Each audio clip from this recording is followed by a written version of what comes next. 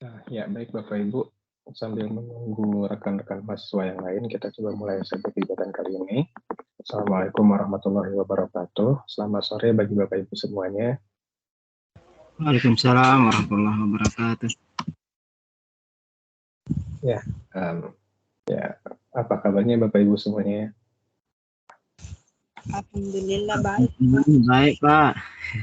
Ya, alhamdulillah. Ya, baik ya. Nah, saya ucapkan terima kasih banyak bagi Bapak Ibu yang telah memprioritaskan hadir pada kegiatan libur kali ini. Kebanyakan libur di sekolahnya ya Bapak Ibu. Nah, tanggal merah ya, tanggal merah ya, meskipun di beberapa sekolah ada yang melaksanakan upacara. Oke, pada pertemuan kali ini, ya kita akan mencoba mereview ulang mengenai ketentuan karya ilmiah. Yang sebelumnya di tuat ketiga sudah pernah kita bahas, namun agar mengingatkan kembali bagi Bapak Ibu, kita coba review ulang mengenai ketentuan untuk karya ilmiahnya. Nah, kemudian setelah itu nanti kita coba diskusikan mengenai kendala ataupun kesulitan-kesulitan yang Bapak Ibu hadapi atau mungkin kesan-pesan yang Bapak Ibu hadapi selama mengerjakan tugas keempat ini. Nah, selain itu nanti saya mau coba menyampaikan atau menampilkan karya ilmiah atau artikel ilmiah yang sebelumnya pernah saya tulis juga dan sudah pernah dipublikasikan dalam satu jurnal nasional. Mungkin dari konteksnya jauh berbeda dengan apa yang akan kita bahas, karena berdasarkan latar belakang saya, dulu saya kuliah di Universitas Padjadjaran dan mengambil program studi kimia. Dan kebetulan untuk saat ini saya sedang mengikuti program PPG Prajabatan, jadi kurang lebih saya pun sama dengan Bapak Ibu mengerjakan LMS ya, seperti itu. Nah, kemudian nanti di bagian akhir setelah kita membahas format karya ilmiah, kita pun akan membahas tugas 4 yang telah Bapak Ibu kumpulkan, baik secara pribadi kepada saya, ataupun yang telah diupload ke e-learning-nya. Ya, sebentar ya Bapak Ibu. Saya mau coba share screen.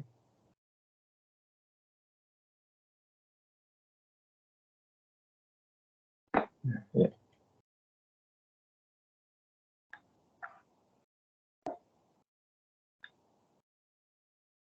Ya, baik, kita coba mereview ulang ketentuan karya ilmiah. Nah, kurang lebih aturannya seperti ini. Ini diambil dari pedoman Selingkung UT yang disahkan pada Oktober tahun lalu, 2022. Nah, yang akan kita soroti adalah makalah atau artikel yang dimuat dalam jurnal atau proceeding. Nah, strukturnya kurang lebih saya cek di beberapa tugas 4 Bapak Ibu sudah sesuai. Yang pasti itu ada judul karya ilmiahnya, kemudian ada identitas penulis, ada abstrak. Abstraknya ini kita mengambil yang bahasa Indonesia saja. Namun jika nanti ada beberapa karya tulis atau karya ilmiah yang dirasa mempunyai nilai lebih, maka tidak menutup kemungkinan saya akan meminta Bapak Ibu untuk menuliskan abstraknya juga ya dalam bahasa Inggris. Nah, kemudian ada bagian pendahuluannya, lalu ada metode penelitian atau kerangka pemikirannya, ada hasil dan pembahasan, diikuti simpulan dan saran, dan terakhir referensi atau daftar pustakanya.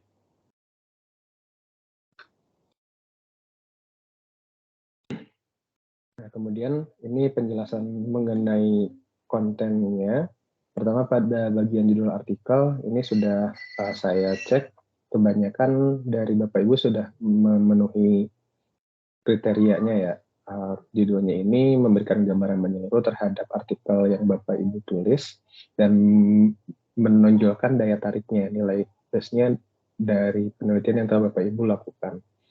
Kemudian judul yang Bapak Ibu berikan atau yang telah Bapak Ibu tulis itu sudah spesifik saya perhatikan. Kemudian, nah ini yang masih agak menjadi PR bagi kita, sebaiknya terdiri dari 3 hingga maksimal 20 kata. Nah, namun karena saya rasa ada beberapa poin atau beberapa variabel yang tidak bisa dihilangkan, jadi mungkin untuk saat ini kita coba batasi saja maksimalnya di 25 kata. Adapun untuk judul artikel Bapak Ibu yang lebih dari 25, nanti kita coba untuk menghapus atau menghilangkan beberapa bagian yang sekiranya itu tidak berpengaruh terhadap isi dari artikelnya.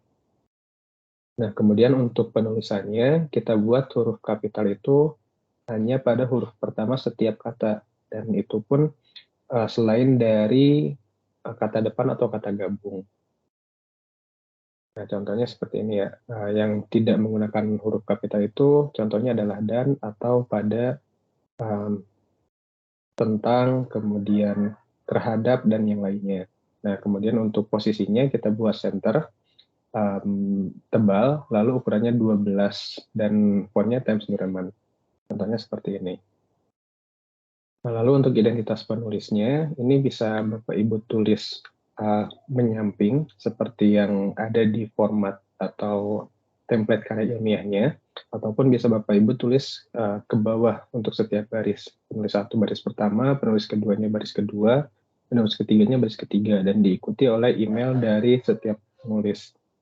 Kemudian di bagian bawahnya itu tertera instansi tempat Bapak Ibu bernaung sekarang. Nah, Bapak Ibu selaku mahasiswa Universitas Terbuka bisa Bapak Ibu sampaikan PGSD, FKIP, UT seperti itu. Adapun untuk dosen PKP-nya atau untuk tutor karya ilmiahnya bisa disebutkan dari FKIP, UT seperti itu saja.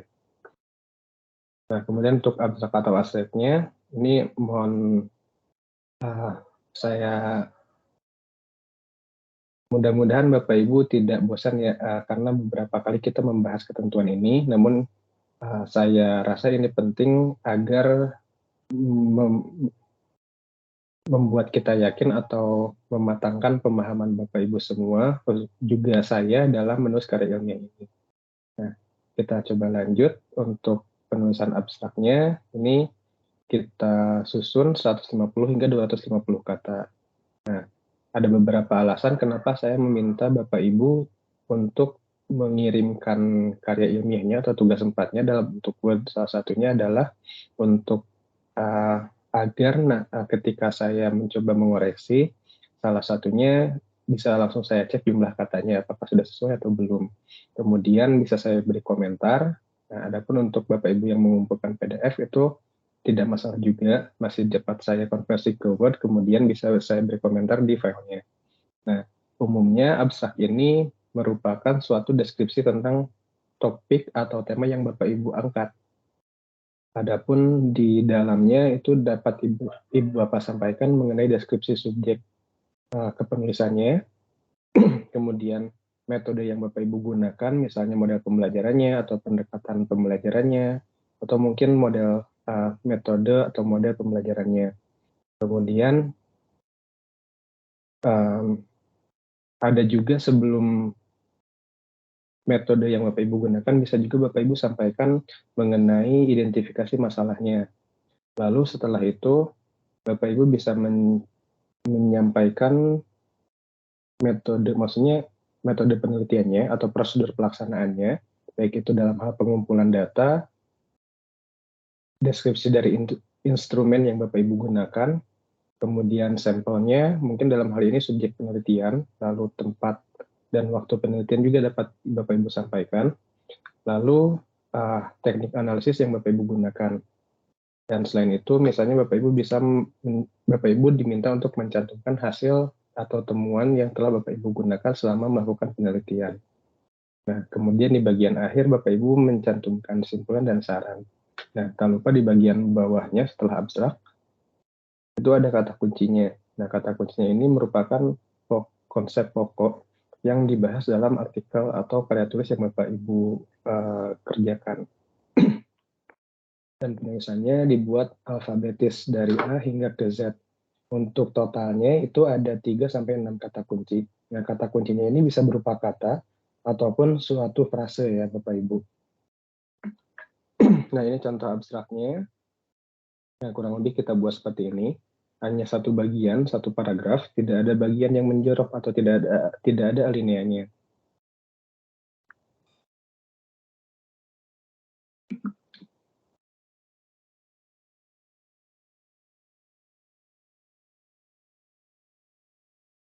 Nah, kebetulan pada contoh ini kata kuncinya belum tersusun secara alfabetis, tapi nanti ketika kita mencoba mengerjakan atau ketika saya mengoreksi tugas 4 Bapak Ibu, kita coba buat kata kuncinya secara alfabetis.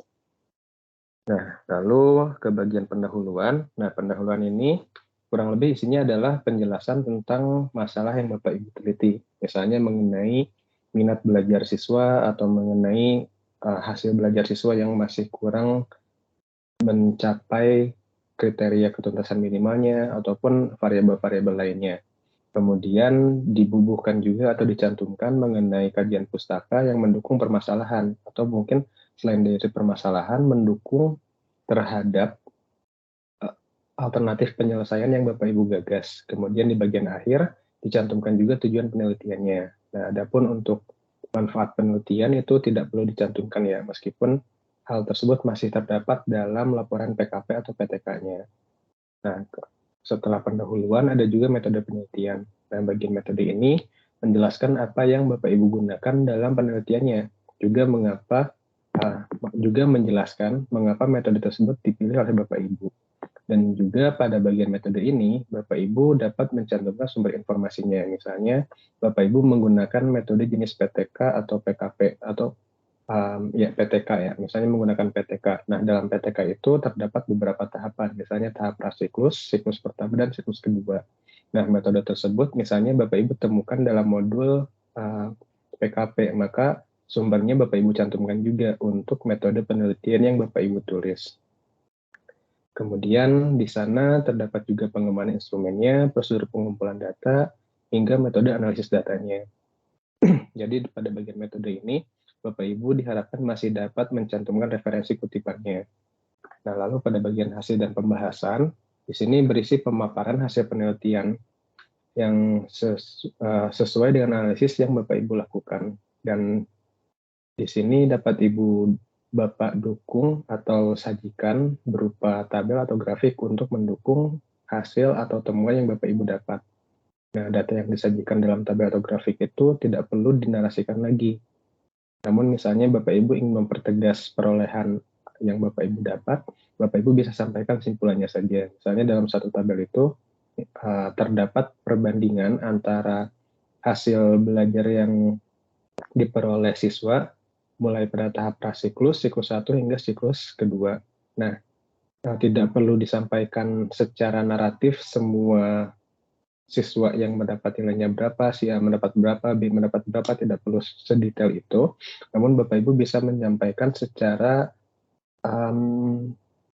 ringkas simpulan dari tabel yang Bapak Ibu sajikan. Misalnya terdapat peningkatan nilai yang diperoleh oleh siswa atau peningkatan hasil belajar mulai dari prasiklus, siklus 1 hingga siklus kedua. Dan itu terdapat misalnya ada sekitar 70% siswa yang mengalami peningkatan, seperti itu. Nah, kemudian pada bagian pembahasan pula itu berisi analisis dan sintesis temuan kajian yang bisa Bapak Ibu kaitkan dengan teori-teori atau penelitian-penelitian terdahulu. Nah, pada baiknya di bagian pembahasannya itu Bapak Ibu bisa mengutip atau merujuk kembali suatu teori yang telah Bapak Ibu pelajari sebelumnya. Misalnya mengenai suatu teori belajar ataupun suatu penelitian yang memiliki kesamaan tema dengan penelitian yang Bapak Ibu angkat, baik itu dalam hal metodenya, dalam hal pendekatannya, ataupun mungkin dalam hal subjek atau mungkin lokasi penelitiannya. Nah, lalu yang menjadi salah satu penilaiannya adalah kedalaman analisis dan sintesis yang Bapak Ibu munculkan dalam bagian pembahasan. Nah, di sana hasil sintesis atau analisis yang Bapak Ibu laksanakan itu menjadi salah satu parameter untuk menguji pemahaman Bapak Ibu dalam memahami permasalahan yang kaitannya atau konteksnya itu sama dengan atau relevan dengan apa yang Bapak Ibu angkat di bagian pendahuluan. Dan ya tentunya itu ditekankan agar sesuai dengan judulnya. Nah, kemudian pada bagian simpulan dan saran, ini bisa kita anggap sebagai tahap akhir ya, karena di sini berisi sintesis dari hasil kajiannya. Nah, dalam menyusun simpulan ini, Bapak Ibu bisa mengaitkan kembali dengan rumusan masalah yang ditulis di bagian pendahuluan. Nah, karena memang pada dasarnya simpulan ini adalah jawaban dari permasalahan-permasalahan atau identifikasi masalah yang Bapak Ibu angkat yang tercantum pada bagian pendahuluan. Nah, kemudian untuk simpulan ini kita buat dalam bentuk naratif. Dalam beberapa contoh karya ilmiah biasanya dibuat dalam satu paragraf saja atau mungkin paling banyak 2 paragraf seperti itu. Jadi tidak perlu dibuat dalam bentuk poin ataupun dalam bentuk tabel, dalam bentuk gambar. Kita hanya sajikan dalam bentuk satu paragraf secara naratif. Dan tidak perlu adanya pengulangan angka-angka yang merupakan rincian dari hasil yang Bapak Ibu peroleh. Nah, angka-angka yang sekiranya perlu dicantumkan, itu Bapak Ibu bisa cantumkan secara ringkas saja bagian simpulannya. Misalnya seperti tadi, secara singkat, Bapak Ibu mendapatkan peningkatan hasil belajar dari mulai misalnya pada prasikus hingga ke siklus 1 itu ada peningkatan belajar sekitar 50%. Kemudian dari siklus 1 ke siklus 2, Bapak Ibu meningkatkan kenaikan hasil belajar hingga 70% atau bahkan hingga 80%. Nah, itu yang bisa Bapak Ibu cantumkan di bagian kesimpulan. Ini tidak perlu secara detail ya. Nah, kemudian khusus untuk simpulan, meskipun hasil analisis yang Bapak Ibu kerjakan ini sesuai dengan suatu teori atau merupakan suatu pembuktian dari salah satu teori, tidak perlu Bapak Ibu rujuk kepada suatu referensi. Nah, adapun untuk bagian saran, ini dimintanya agar Bapak Ibu menyampaikan saran yang spesifik. Misalnya dari segi hasil atau dari segi pembahasannya. Nah, sarannya ini diminta bersifat operasional dan ditujukan kepada siapa itu disampaikan secara jelas. Misalnya ditujukan kepada pihak sekolah agar dapat memfasilitasi guru yang melakukan penelitian, ataupun ditujukan kepada guru agar bisa berinovasi dan meningkatkan kreativitasnya dalam melakukan pembelajaran, atau mungkin pada siswanya, pada peserta didik, agar dapat mengikuti pembelajaran, meskipun pembelajaran yang disampaikan oleh guru itu kadang berbeda-beda. Nah, itu salah satu contohnya. Kemudian pada bagian referensi atau daftar pustaka, ini kurang lebih sama ya. Kita menggunakan American Psychological Association Style, atau kita singkat APA Style, yang mana untuk penulisannya kurang lebih kita menggunakan format yang sama, yaitu nama belakang penulis diikuti oleh tahun terbit. Nah, pada bagian tahunnya kita beri tanda kurung. Lalu diikuti oleh judul buku atau judul artikel. Nah, untuk judul buku atau judul jurnal itu kita beri italik atau miring. Kemudian untuk buku diikuti oleh tempat dan tahun terbitnya. Adapun untuk artikel dalam jurnal diikuti oleh volumenya, lalu nomor jurnalnya dan halaman tempat jurnal artikel itu dimuat. Nah, untuk ketentuan karya ilmiahnya saya rasa sekian ya, karena sebelumnya pernah kita bahas juga. Adapun jika Bapak Ibu memerlukan format yang disajikan secara utuh, itu terdapat pada file pedoman selingkung UT yang ada di Google Drive pada deskripsi grup WhatsApp kita. Nah, kemudian setelah ini barangkali dari Bapak Ibu ada yang ingin bertanya, silakan langsung potong saja percakapan saya ya Bapak Ibu. Lalu kita coba cek untuk template karya ilmiahnya. Nah, ini saya simpan di bagian tugas ketiga yang ada di Google Drive atau link Google Drive di deskripsi grup. Nah, ini masih ada perlu koreksi ya. Yang dikoreksi itu harusnya judulnya tidak semua kapital, tapi yang kapitalnya itu huruf pertama untuk setiap huruf pertama pada setiap kata, kecuali kata hubung dan kata sambung tadi. Nah, di sini ketentuannya kita menggunakan bentuk penulis, bentuk rincian penulis yang ke arah samping, yang menyamping. Adapun jika Bapak Ibu ingin menggunakan bentuk yang bagian ke bawah itu tidak apa-apa. Jadi nanti bisa disesuaikan saja. Yang pasti di sini kita tetap mencantumkan instansi atau lembaga tempat Bapak Ibu bernaung. Misalnya dalam hal ini sebagai mahasiswa UT ataupun sebagai dosen juga sebagai tutor di UT. Kemudian emailnya itu yang paling diprioritaskan adalah email Bapak Ibu selaku penulis pertama. Dan jika tidak pun, maksudnya Jikapun Bapak Ibu mencantumkan email dari penulis kedua dan ketiga, itu boleh-boleh saja. Nah, lalu untuk ini sifatnya administratif, tapi untuk template atau kerangkanya, ini kita menggunakan margin juga ya Bapak Ibu. Posisi marginnya itu, ini harusnya 1 inci untuk setiap bagian. Jadi di bagian atas itu harusnya 254, kiri kanan bawahnya pun sama 254. Jadi ketika Bapak Ibu masih menggunakan margin yang berbeda-beda, nanti bisa disesuaikan dengan template karya ilmiah ini. Nah, sehingga nanti posisinya kita buat rata seperti ini, semuanya sama, kecuali untuk beberapa bagian ada yang menjorok ke bagian dalam. Nah, untuk abstraknya kurang lebih kita mengikuti konsep yang di sini, hanya dibedakan pada bagian jumlahnya saja, sesuai dengan ketentuan yang tadi kita bahas, jumlahnya itu 150 hingga 200 kata.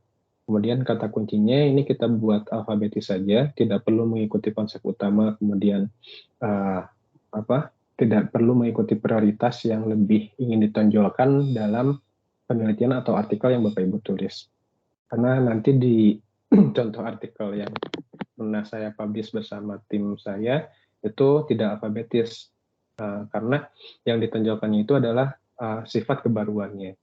Nah, lalu bagian pendahuluan pun sama, pada bagian metode nanti bisa Bapak Ibu sesuaikan saja, bagian hasil pembahasan, simpulan saran, dan daftar pustakanya. Nah, ini contoh, link yang menunjukkan ke contoh referensi yang kita gunakan. Nah, kemudian saya ingatkan kembali bahwa yang menjadi syarat itu adalah dari jumlah referensi yang Bapak Ibu gunakan, minimalnya 5 buku dan 5 artikel ilmiah yang dimuat dalam jurnal. Jadi bagi Bapak Ibu yang referensinya masih belum memenuhi jumlah yang ditentukan tersebut, mohon disisipkan saja. Yang tentunya penyisipan artikel itu relevan dengan apa yang Bapak Ibu tulis, baik di bagian pendahuluan, metode, ataupun di bagian pembahasannya. Nah, oke, itu untuk template karya ilmiahnya. Saya coba ini ya, salah satu artikel yang pernah saya tulis, kurang lebih seperti ini. Ini kalimatnya benar-benar kalimat kimia ya Bapak Ibu. Jadi untuk beberapa istilah yang kurang begitu dipahami, mohon diiyakan saja karena ya beberapa istilah memang tidak umum. Nah, di sini saya mengambil judul kinerja membran komposit selulosa asetat yang tersusun dari rami, kemudian dikombinasikan dengan satu zeolit dan diberikan perlakuan pemanasan. Nah, lalu kinerjanya ini dilakukan terhadap pemisahan gas karbon dioksida dan gas metana, campuran gas karbon dioksida dan metana. Nah, kebetulan waktu itu saya dengan tim, termasuk dosen pembimbing juga, mempublikasikan karya ini dalam jurnal kimia valensi yang diterbitkan oleh UIN Syarif Hidayatullah di Jakarta. Nah, formatnya yang mereka gunakan kurang lebih mirip dengan format UT, namun ada beberapa perbedaan.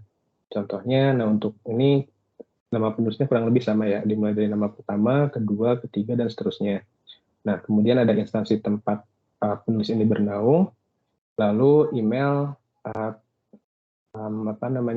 dari untuk korespondensi dari pihak yang bertanggung jawab. Nah, kebetulan saat itu saya menyerahkan korespondensinya kepada dosen pembimbing saya. Nah, karena Bapak Ibu merupakan penulis pertama, jadi khusus untuk artikel di UT, itu kami lebih memprioritaskan Bapak Ibu atau email Bapak Ibu sebagai email utamanya. Adapun jika Bapak Ibu, yang saya tegaskan kembali, jika Bapak Ibu bisa mencantumkan email dari dosen PKP dan tutor karya ilmiahnya itu boleh-boleh saja. Namun tetap yang prioritas itu adalah email dari Bapak Ibu selaku penulis pertama.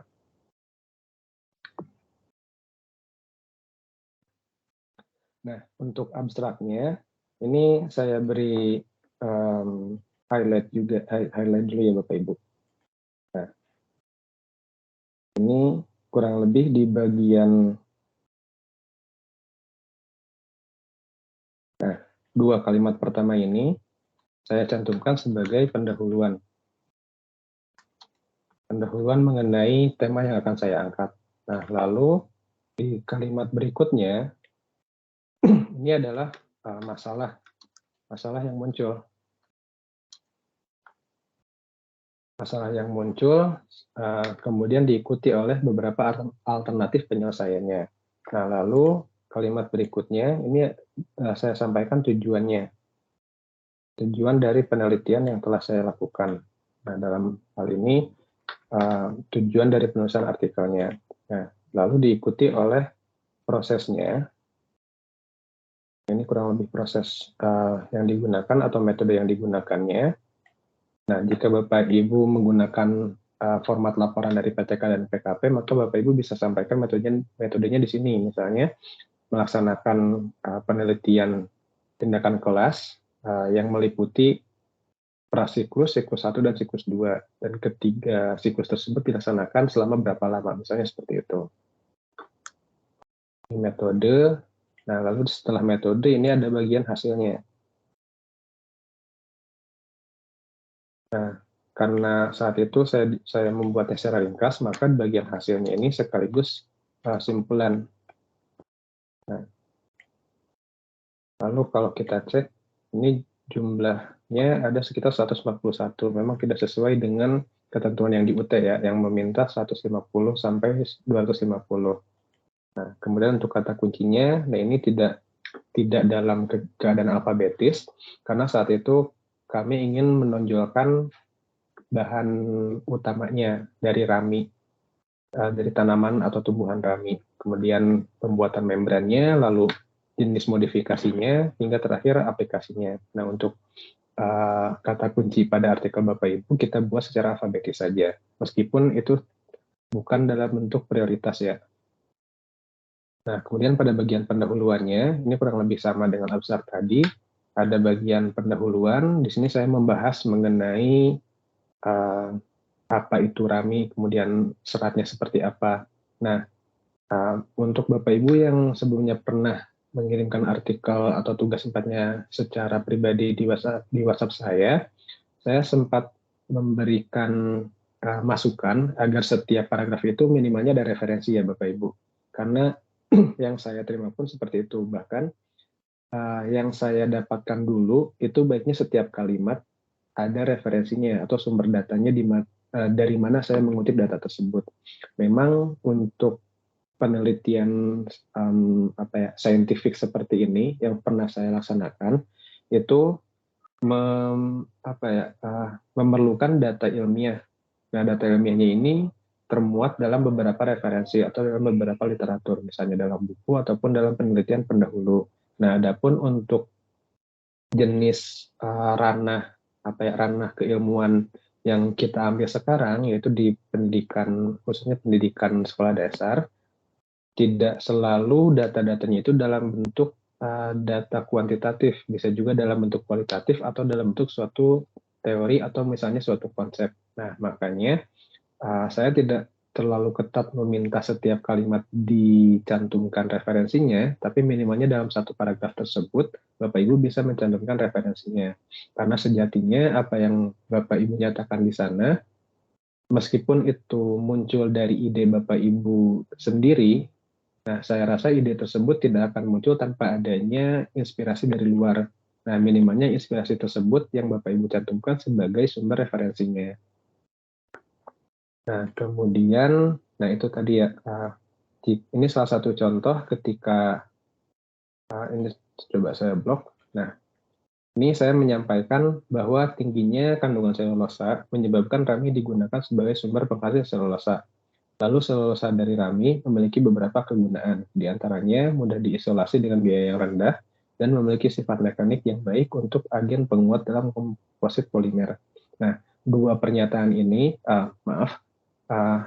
yang lebih tepatnya kalimat ini ya Bapak Ibu. Kalimat ini mengandung dua informasi. Informasi yang pertama adalah proses isolasi atau pemurnian raminya itu terbilang rendah. Lalu sifat dari raminya, dia itu mempunyai ketahanan yang tinggi. Nah, dua informasi tersebut saya dapatkan dari dua referensi berbeda. Makanya pada saat saya menuliskan referensinya, ini saya buat seperti ini. Jadi ini referensi pertama, lalu ini referensi kedua. Nah, ada sedikit kesalahan ya. Maksudnya, dua pernyataan tersebut dapat saya temukan di dua referensi ini. Referensinya menyatakan hal yang sama. Nah, adapun untuk contoh yang lainnya, misalnya saya mengambil selulosa selulosa yang diubah menjadi selulosa asetat. Nah, kegunaannya ini yang pertama, dia bisa digunakan sebagai membran pervaporasi. Nah, ini telah dilaksanakan oleh Ernawati pada tahun 2014. Kemudian dapat juga digunakan sebagai pengolahan air. Ini penelitiannya dari Supriyadi.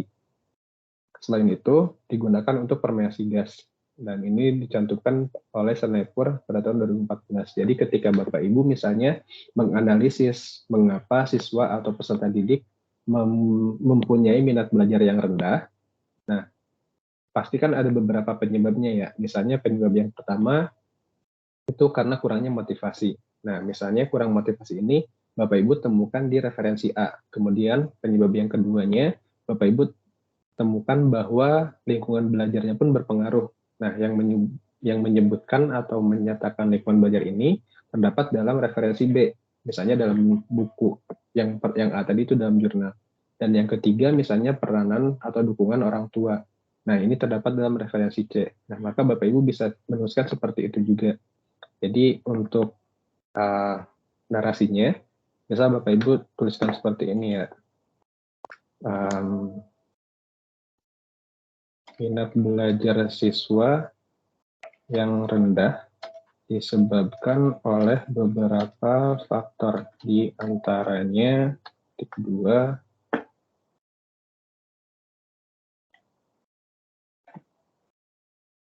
oh ya, sorry ada typo. Di antara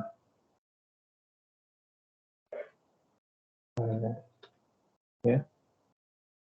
Nah, misalnya yang pertama itu adalah motivasi. Nah, motivasi ini terdapat dalam misal artikel yang dibuat oleh prodi kita Pak Alvin ya, misalnya Hermansyah 2022.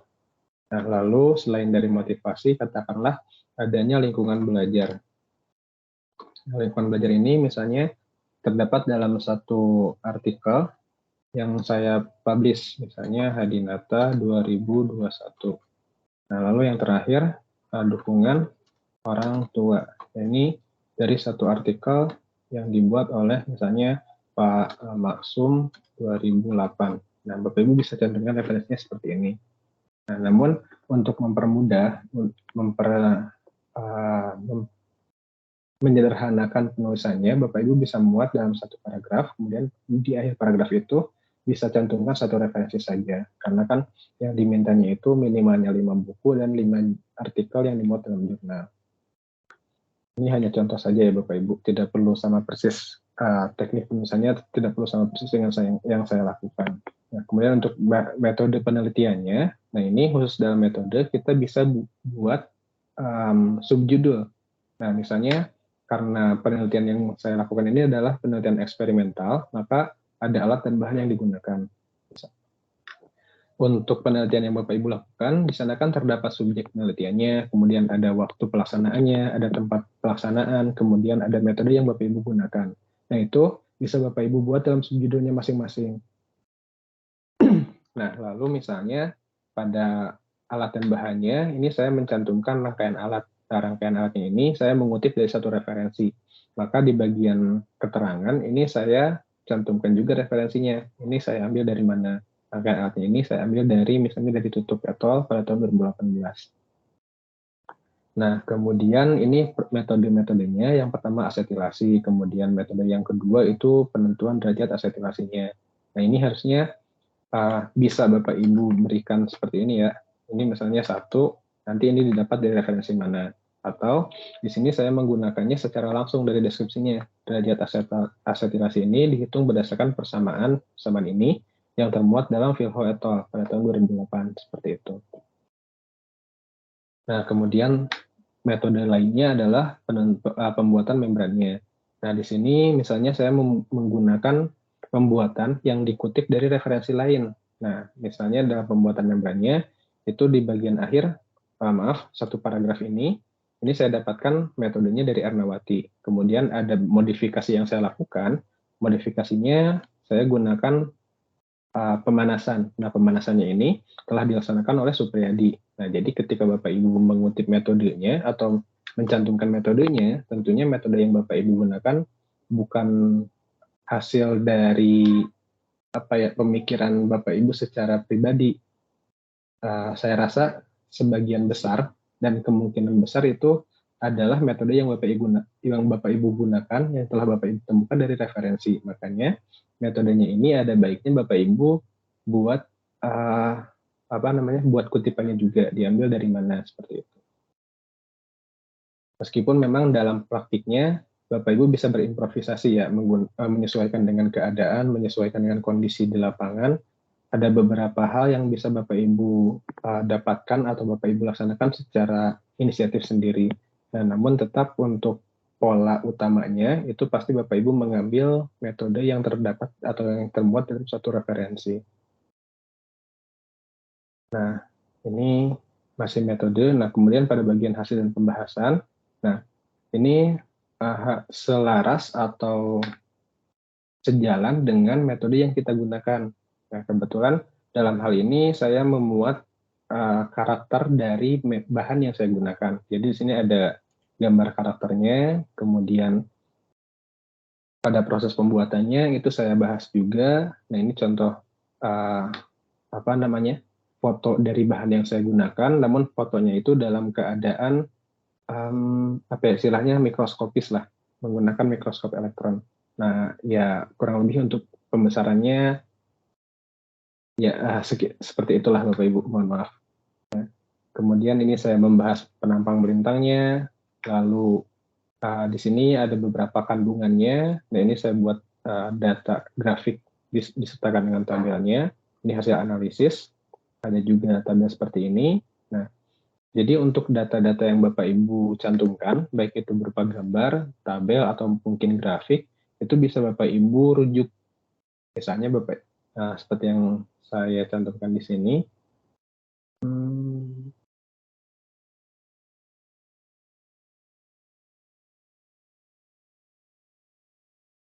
Nah, ini saya mencantumkan deskripsinya terlebih dahulu. Pada gambar 9, menunjukkan permeabilitas gas metana pada membran selulosa asetat, selulosa asetat termodifikasi zeolit, dan termodifikasi dengan pemanasan.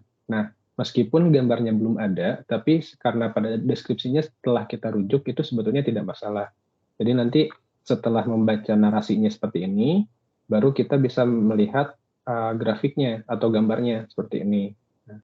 Nah, jadi ketika Bapak Ibu sedang fokus membahas suatu variabel, katakanlah metode yang Bapak Ibu gunakan, misalnya metode think, pair, and share, yaitu memiliki kelebihan dalam hal apa? Misalnya dapat meningkatkan interaksi sesama siswa, atau mungkin dapat meningkatkan fokus siswa, dan hal tersebut misalnya terbukti pada data yang Bapak Ibu sampaikan misalnya dalam bentuk tabel. Tabelnya itu tabel kelima. Nah, Bapak Ibu belum mencantumkan tabelnya. Nah, maka nanti Bapak Ibu bisa rujuk saja ke tinggal disebutkan pada tabel ke-5 misalnya. Nah, tabelnya itu disimpan di bawah, itu sebenarnya tidak masalah. Tidak harus gambar atau tabelnya dulu baru Bapak Ibu bahas, tidak harus seperti itu. Namun untuk proses format atau mungkin bentuk penyajian informasinya itu saya serahkan kembali kepada Bapak Ibu. Yang penting Bapak Ibu tidak merasa dipersulit dalam menyampaikan atau mengungkapkan hasil dan pembahasannya.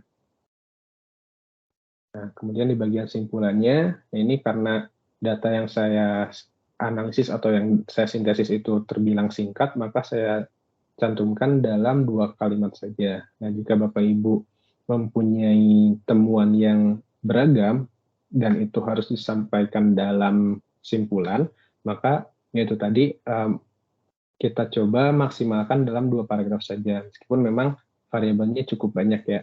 Misalnya dari keberhasilan atau keefektifan metode yang Bapak Ibu gunakan, atau misalnya menggunakan pendekatan yang berbeda, hasilnya seperti apa. Yang intinya rata-rata kita ingin meningkatkan hasil belajar dari siswanya, seperti itu. Nah, kemudian untuk referensinya, nah ya perbedaannya di sini untuk tahunnya kita tidak menggunakan tanda kurung, tapi dan untuk penulisannya pun kita buat sama, karena memang setiap penerbit jurnal itu punya ketentuan yang berbeda-beda. Khusus untuk di UT, kita menggunakan stylenya sama, apa style, namun sedikit perbedaannya di bagian tahun, ini diberi tanda kurung, lalu di bagian judul jurnalnya diberi tanda italik, seperti itu. Nah, jadi yang ingin saya tunjukkan di sini adalah format penulisannya untuk artikel ilmiah kurang lebih seperti itu. Nah, misalnya di sini saya gunakan satu ini jurnal, ini buku, ini jurnal lagi, artikel, lalu ada artikel jurnal juga.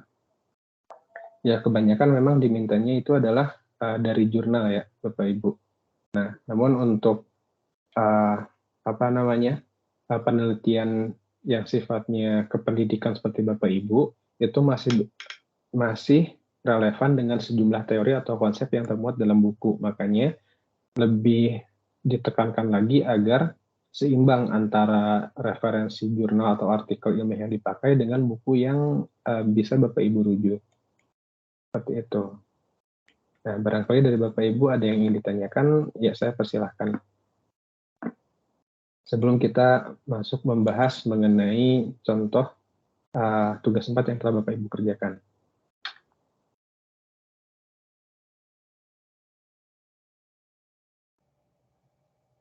Permisi Pak, mau bertanya. Ya, silakan Ibu. Tadi kan di contoh yang Bapak kasih itu, Bapak bilang lebih bagus setiap paragraf ada kutipannya kan Pak? Iya Bu, betul. Ya, jadi kalau nggak salah, kemarin ada baca tuh panduan karya ilmiah dari UT, kan bilang di situ yang kutipan atau referensi cuma 15%. Jadi bagaimana itu Pak? Atau kita yang salah baca?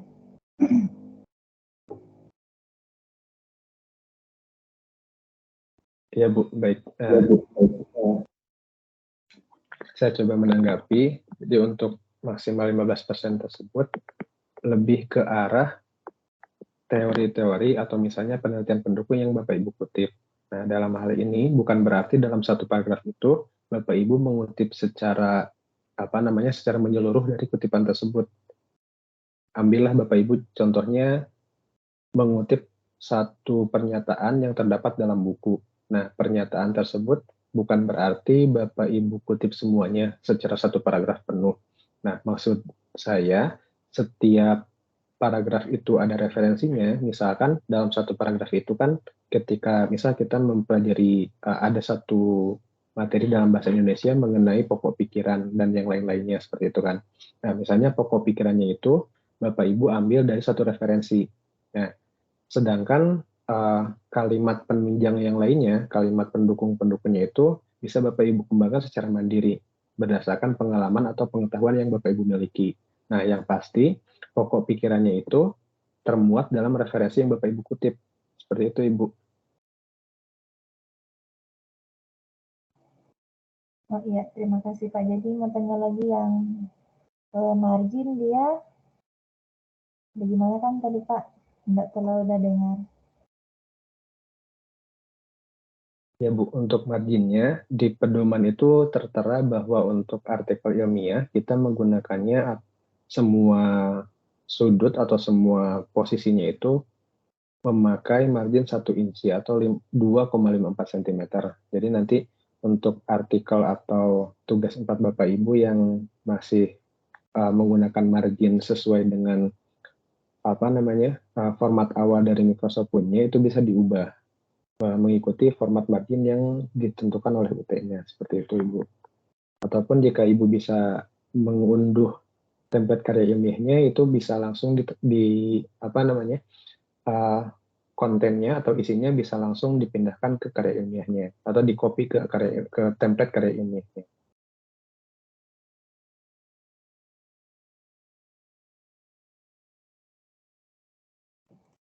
Oh iya Pak, terima kasih. Ada satu lagi Pak mau tanya itu yang daftar pustaka tadi Bapak contoh kan yang tahun itu enggak pakai dalam kurung, sebenarnya itu enggak, kalau yang orang mau backing pakai dalam kurung atau enggak, Pak?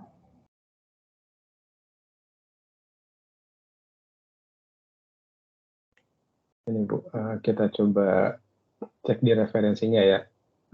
Ketika sebelum-sebelumnya pernah kita bahas juga untuk penggunaan tahun itu yang diambil oleh UT kita gunakan dalam menggunakan tanda kurung ya Bu.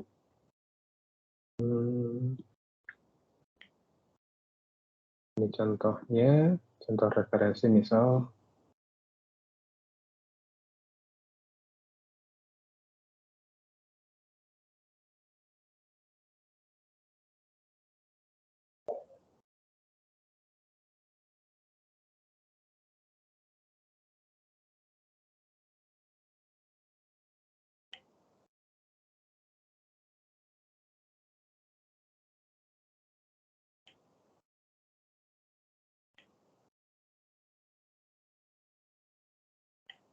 nah, kita coba ambil di sini ya Ibu.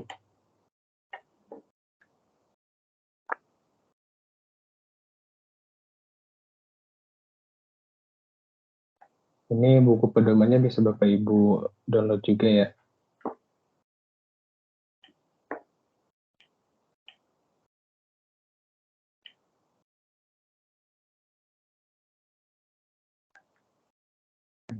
Kita coba cek lagi.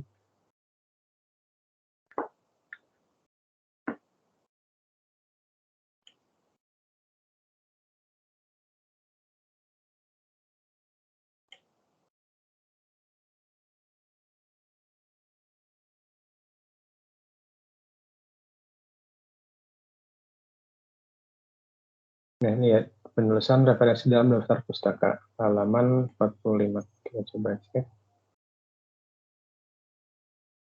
Nah, ini contohnya referensi buku. Nah, kebetulan pada referensi ini kita menggunakan tanda kurung Ibu. Dan untuk contoh yang saya tunjukkan tadi, artikel yang pernah saya tulis dan sudah dipublish itu menggunakan format penulisan daftar pustaka yang ditentukan oleh Jurnal Kimia Valensi di UIN Syarif Hidayatullah Jakarta. Jadi memang beda universitas untuk format penulisannya pun kadang ada sedikit perbedaan. Namun untuk susunannya itu kurang lebih sama, kita merujuk pada apa style tadi. Oh iya, terima kasih Pak. Ya, sama-sama Ibu. Nah, silakan Bapak Ibu yang lainnya barangkali ada pertanyaan sebelum kita coba review hasil pekerjaan Bapak Ibu mahasiswa yang telah dikumpulkan di e-learning ataupun yang sudah saya koreksi secara pribadi.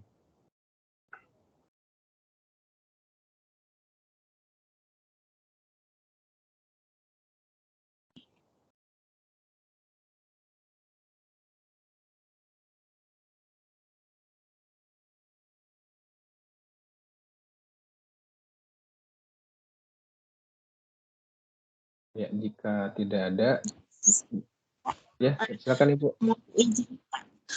Ini kan mengenai referensi dari buku, Pak. Kan kami di sini itu belum menemukan buku karena perpustakaannya itu Pak di sini jauh ya. Apa tidak jadi masalah kalau saya menggunakan Google Book saja, Pak?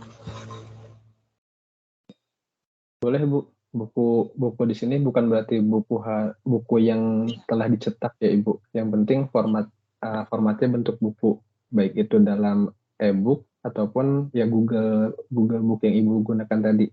Boleh juga Bu. Ya Pak, makasih. Sama-sama Ibu. Nah, untuk buku pun misalnya Bapak Ibu mengutip dari modul perkuliahan yang ada di RBVUT itu boleh-boleh saja Bapak Ibu. Yang penting itu menjadi salah satu rujukan buku yang Bapak Ibu gunakan. Karena maksud buku di sini adalah format penulisannya, bukan buku secara fisiknya, seperti itu.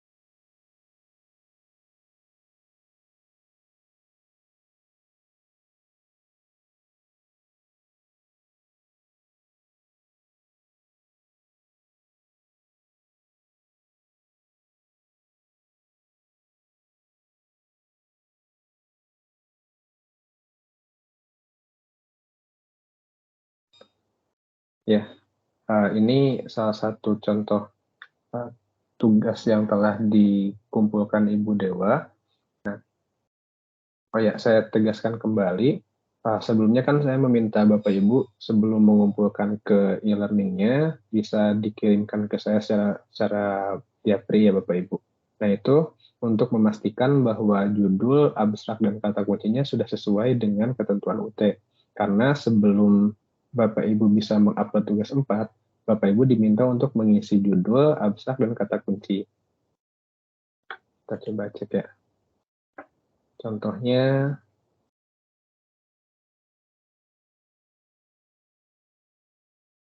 nah, di bagian ini aktivitas belajar 9 atau 8. Oh ya. Oh, 11, maaf. Di bagian ini, sebelum Bapak Ibu bisa mengakses tugas 4-nya, Bapak Ibu diminta untuk mengisi judul, abstrak, dan kata kuncinya. Dan ini dimintanya artikel yang sudah final, yang tidak ada perbaikan lagi. Jadi saya harapkan setelah Bapak Ibu mengirimkan judul, abstrak, dan kata kuncinya, itu yang kita soroti lebih awal, karena ketika 3 komponen tersebut sudah sesuai dengan isi dari artikelnya, kemudian sudah sesuai dengan ketentuan dari UT, itu bisa Bapak Ibu isi di sini, lalu Bapak Ibu bisa mengisi tugas keempatnya. Nah, adapun bagi Bapak Ibu yang istilahnya sudah terlanjur mengisi itu tidak jadi masalah, karena kemarin saya dapat informasi dari Pak Alvin selaku Kapel di PGSD, yang jikapun yang telah Bapak Ibu sampaikan di sini mengalami perbaikan atau mengalami koreksi, itu yang diambil atau yang dianggap sahnya itu adalah apa yang Bapak Ibu kumpulkan pada tugas 4 nanti, atau pada artikel finalnya. Nah, ya seperti itu. Jadi nanti Bapak Ibu bisa masukkan judul, abstrak, dan kata kuncinya. Lebih baik jika sebelum mengumpulkannya dikirimkan dulu tugasnya ke saya, agar saya bisa memvalidasi atau menyatakan apakah judul, abstrak, dan kata kuncinya ini masih perlu perbaikan atau tidak. Nah, kemudian Bapak Ibu pun diminta untuk mengisi atau mengumpulkan surat pernyataan atau lembar pernyataan bebas plagiasi. Dan ini memang agak merepotkan karena harus di-print, kemudian ditandatangan dan diberi materai, lalu nanti di-scan dan dikumpulkan secara di-upload lagi ke e-learningnya. Namun ya itu merupakan salah satu rangkaiannya, jadi harap dinikmati saja ya Bapak Ibu. Ya, kita masih dalam prosesnya. Nah, ini salah satu contoh, ya kita kembali ke tugas 4-nya Ibu Dewa. Nah, di sini pada bagian judul kita anggap sudah tepat ya, karena tidak semuanya huruf kapital, namun untuk beberapa bagian, misalnya ini kata hubung ini saya rasa ini bagian dari salah satu temanya ya, tema yang ada pada materi pembelajaran. Nah, namun di ini saya anggap sebagai kata hubung, jadi lebih baik tidak menggunakan kapital. Nah, kemudian untuk yang lainnya sudah sesuai, misalnya menggunakan pada, untuk, dan dalam, ini kan kata hubung semua, jadi tidak menggunakan huruf kapital. Nah, untuk identitasnya ini sudah sesuai juga. Ibu Dewa ini menggunakan format ke samping, kemudian ada instansinya, di sini pendidikan guru sekolah dasar. Nah, catatan kaki yang di atas ini, Bu, kan ada 1, 2, dan 3. Sebetulnya itu bisa merujuk ke email atau ke instansi yang Ibu cantumkan. Nah, misalnya 1 ini email punya Ibu, jadi Ibu bisa simpan 1 kecil di sini, ini 2 kecil di sini, 3 kecil di sini, seperti itu. Itu untuk memperbaiki atau menyempurnakannya saja. Nah, adapun untuk abstraknya, saya rasa ini sudah sesuai dengan metode, sesuai dengan kontennya ya. Ada tujuan pembelajarannya, kemudian ada jenis penelitian, kemudian di sini terdapat subjeknya juga, ada rincian dari subjek penelitiannya, kemudian cara perolehan data, instrumen yang digunakan, dan metodenya juga. Lalu di bagian hasilnya ini sudah tercantum secara jelas. baik itu secara deskriptif, secara kualitatif ataupun kuantitatif. Lalu di bagian hasil, ya, ini di bagian hasil dan pembahasannya. Kemudian, nah ini bagian simpulannya, model pembelajaran discovery learning ini dapat meningkatkan hasil belajar siswa. Jadi secara struktur ini sudah sesuai, kata kuncinya pun ada 1, 2, 3, 4 kata kunci. Jadi minimalnya 3 dan ini sudah ada 4, jadi sudah sesuai juga. Dan ini telah tersusun alfabetis. Jadi untuk Bu Dewa nanti pada bagian judul, abstrak, dan kata kuncinya bisa langsung di-upload ke tugas 4-nya ya Ibu, di bagian aktivitas belajar 11. Sehingga nanti setelah itu, Ibu bisa mengecek tingkat plagiasinya atau similaritasnya. Baik Bapak, terima kasih Bapak. Ya, sama-sama Ibu. Nah, kemudian untuk masalah citasi atau referensi tadi, itu saya harapkan Bapak Ibu bisa mencantumkan atau menuliskan referensi minimalnya setiap paragraf. Karena memang untuk jenis tulisan bidang ilmu, ini saya anggap bidang ilmunya kependidikan ya, untuk kependidikan ini tidak begitu banyak data empiris yang bisa Bapak Ibu kutip. Bapak Ibu bisa mencantumkan suatu konsep, suatu teori, dan itu kuantitasnya memang kita coba batasi ya, seperti yang tadi Bu Esther sampaikan juga, dalam pedomannya itu untuk referensinya atau citasinya kita ambil sekitar 15%. Nah, namun 15% itu bukan berarti dalam 15% secara utuh kita ambil semua sama persis dengan yang ada dalam referensi. Bapak Ibu bisa melakukan parafrase, kemudian Bapak Ibu bisa mengembangkan ide pokok yang ada dalam referensi yang Bapak Ibu kutip. Nah, kemudian untuk contohnya ini Bu Dewa mengutip satu pernyataan di kalimat pertama itu dari tulisannya Anita tahun 2022. Kemudian selanjutnya pada Riono, ya tulisannya Riono. Nah, ini tidak harus di bagian akhirnya pun tidak harus selalu mengutip ya Ibu. Jadi minimalnya dalam satu paragraf itu ada satu kalimat yang bisa Bapak Ibu kutip. Nah, kemudian ya untuk masalah kutipan di bagian pendapat ini saya rasa sudah oke. Iya. Ada kutipannya juga. Nah, lalu lanjut ke bagian metode. Nah, untuk metode ini karena di sana terdapat beberapa komponennya, kita bisa cantumkan jenis penelitiannya. Misal ini untuk artikel yang dibuat Bu Dewa ada jenis penelitiannya. Di sini kan kita mayoritas menggunakan penelitian tindakan kelas ya atau PTK. Nah, kemudian kita cantumkan juga subjeknya, lalu waktu dan tempat pelaksanaannya, diikuti oleh prosedur penelitiannya. Oke. Kemudian ada bagian teknik. Nah, seperti ini ya maksud saya tadi. Pada misal untuk PTK ini, prosedur penelitian yang dilakukan berdasarkan penelitian tindakan kelas yang mengadopsi dari siklus model kemis, di mana penyajiannya melalui 4 langkah, yaitu langkah perencanaan, pelaksanaan, pengamatan, dan refleksi. Nah, untuk metode ini atau prosedur penelitian ini tercantum dalam referensi atau tulisan yang diterbitkan oleh Darmadi pada tahun 2011. Nah, meskipun Bapak Ibu mengambil metode atau prosedur yang sama, atau misalnya Bapak Ibu melakukan modifikasi, tentunya prosedur yang Bapak Ibu gunakan itu mempunyai template tetapnya. Nah, misalnya yang Ibu Dewa lakukan ini, atau yang Ibu Dewa kutip ini, template tetapnya ditemukan dalam tulisannya Darmadi pada tahun 2011, seperti itu. Ataupun misalnya Bapak Ibu mengambil prosedur yang termuat dalam modul PTK atau misalnya modul PKP-nya, dan itu tidak masalah ya, bisa Bapak Ibu cantumkan juga di sini siapa penulis modulnya. Nah, kemudian untuk teknik pengumpulan datanya, tentunya ini ada referensinya juga. Lalu pada teknik analisis data, itu pada bagian hasil pembahasan, ini bisa kita buat per subbab juga. Misalnya data pada bagian prasiklusnya, pada bagian siklus 1, siklus 2. Nah, kemudian untuk tabelnya, ini koreksi dari saya, paling Ibu kita buat rata kiri ya.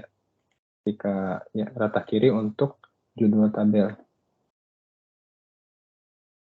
Saya lupa, nanti saya coba buat ringkasan file terpisah yang diambil dari pedoman khusus untuk kerangkanya sudah ada tadi ya, sudah ada di grup. Kemudian untuk judul tabel, judul gambar, untuk penulisan daftar pustaka, cara mengutip nanti saya coba saya potong dari pedoman selingkung UT-nya.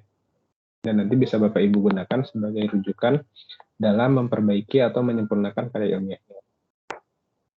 Untuk tabel, ya, nah ini ada rujukannya ya. Dalam deskripsinya Budewa merujuk pada grafik yang ada di bawahnya. Ini gambar 1 mengenai grafiknya. Lalu pada bagian pembahasan, nah pada bagian pembahasan pun, jika memang dirasa ada kesamaan hasil yang diperoleh dengan referensi yang Bapak Ibu kutip, itu bisa juga Bapak Ibu cantumkan di sini sebagai rujukan. Artinya itu bisa mengkonfirmasi sejauh ini ya yang saya pahami, ketika Bapak Ibu mencantumkan referensi atau rujukan dalam pembahasan, itu setidaknya minimalnya Bapak Ibu bisa mengkonfirmasi dua hal. Apakah penelitian yang Bapak Ibu rujuk itu sesuai dengan praktik di lapangannya, ataupun penelitian yang Bapak Ibu kerjakan itu sudah sesuai dengan template atau pola yang dilakukan oleh peneliti sebelumnya. Minimalnya dua hal itu bisa Bapak Ibu konfirmasi dengan mencantumkan referensi pada bagian pembahasan. Nah, kemudian pada bagian simpulan, nah ini dibuat dalam satu paragraf. Oke, bagian sarannya ya sudah spesifik ya kepada pihak terkait, misalnya pada kepala sekolah. Kemudian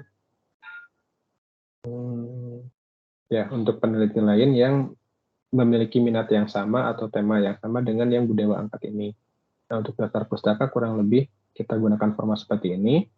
Untuk bagian judul bukunya italik atau miring, kemudian untuk jurnal-jurnalnya juga sama. Ini jurnal karya pendidikan matematika. Nah, seperti itu. Jadi untuk tugas 4-nya Budewa, silakan bisa coba upload di e-learning. Ketika nanti mengalami tingkat plagiarisme atau tingkat kemiripan yang tinggi, nah kita mulai masuk ke tahap selanjutnya, yaitu melakukan parafrase. Seperti itu. Barangkali dari Bapak Ibu ada yang mau ditanyakan, dipersilakan. Baik Bapak, terima kasih atas bimbingannya Bapak. Ya, sama-sama Ibu. Nah, kita coba lanjut. Kebetulan di sini ada Ibu Rusma dan Ibu Mispawati. Saya cek Ibu Rusma sudah hadir ya. Kita coba punya Ibu Rusma dulu. Nah, setelah perbaikan di sini ada ya judulnya sudah sesuai ya Ibu. Kita menggunakan huruf kapital pada huruf pertama setiap katanya. Nah, ini jika saya coba koreksi lagi.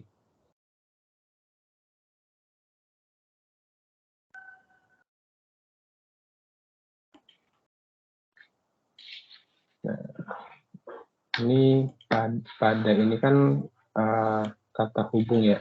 Jadi ini tidak kapital. Lalu tempat bilangan dengan moda. Nah, yang ini juga D-nya kita buat tidak kapital juga. Nah, adapun selain dari itu, misalnya untuk penulisan identitas penulis, ini Ibu bisa gunakan dua format tadi ya, format yang menyamping atau format yang baris itu. Jika Ibu mau menggunakan format baris, misalnya Ibu bisa gunakan seperti ini. Ini gambar ya. Oke, nah untuk gambarnya, nanti Ibu bisa ketik ulang saja ya Ibu.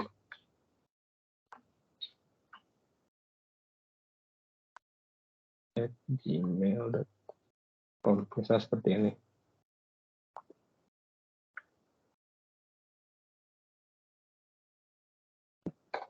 Nah, ini tinggal Ibu buat center. Nah, lalu nanti di bagian bawahnya, misal ini dosen PKP-nya, lalu tutor karya ilmiahnya. Nah, ini bisa dibuat center juga. Nah, lalu untuk bagian abstrak, nah ini ada bagian yang tergeser. Ini memang agak sedikit menyebalkan ketika kita mengurus hal seperti ini. Nah, jadi sebisa mungkin posisi center itu benar-benar di bagian tengah.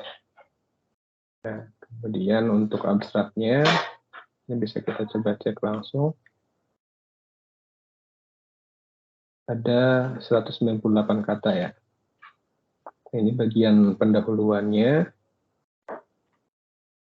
Nah, ini diikuti oleh alternatif penyelesaian.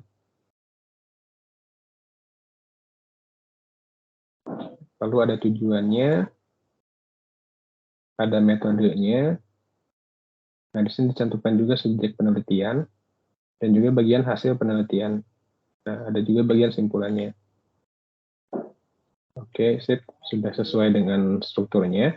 Lalu bagian kata kunci, nah ini bilah lidinya ini bisa dipindah ke depan ya Bu, karena kita buat secara alfabetis. Nah, kemudian untuk bagian isinya di bagian pendahuluan, nah ini ada kutipannya, referensinya, oke.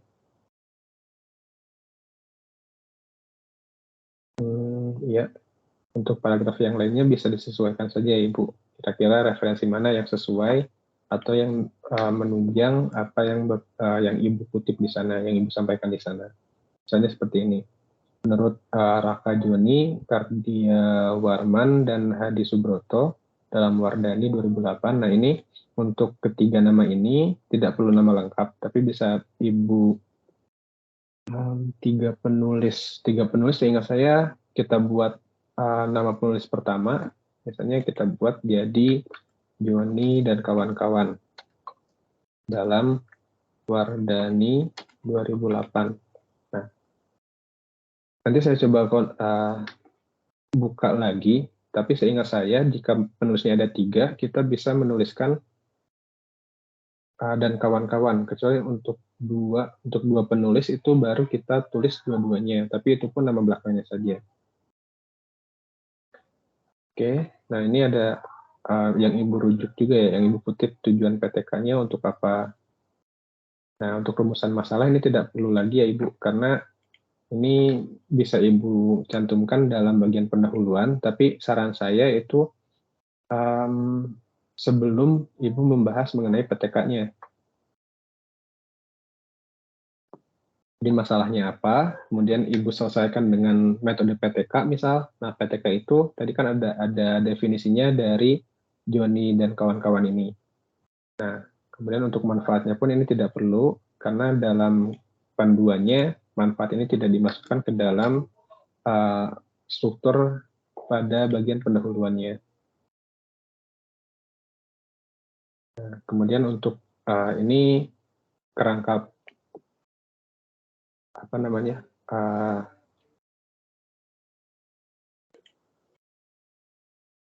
ini bagian tinjauan pustakanya. Pustakanya ini bisa Ibu kutip yang betul-betul relevan atau sangat terkait dengan metode yang Ibu gunakan atau dengan tema yang Ibu gunakan. Misalnya, nah ini Ibu mengutip tentang karakter, lalu mengutip juga tentang karakter siswa. Nah, biasanya untuk hal-hal yang bersifat administratif seperti yang tercantum dalam peraturan pemerintah, ini sifatnya kondisional ya, ketika memang betul-betul diperlukan bisa dicantumkan, tapi ketika hal ini tidak begitu relevan atau tidak mendukung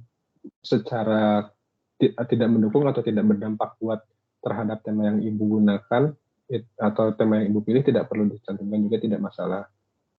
Nah, kemudian misalnya Ibu mengambil metode penggunaan ini ya,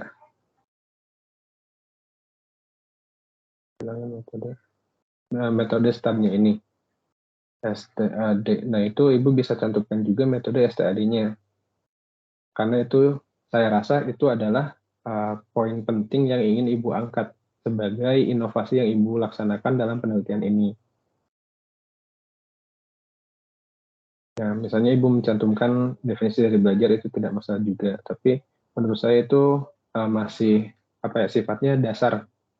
Jadi Ibu bisa langsung mengambil referensi atau pustaka yang benar-benar lebih spesifik tentang apa yang Ibu kerjakan. Misalnya tentang metode STAD tadi, atau dari karakter peserta didiknya.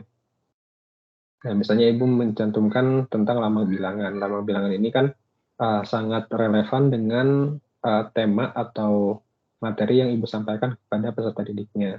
Adapun definisi mengenai pembelajaran, definisi mengenai belajar, saya rasa itu merupakan suatu istilah dasar yang pastinya dalam semua artikel atau semua penulis dalam dalam lingkup kependidikan itu pasti sudah tidak asing lagi. Jadi saran saya untuk di bagian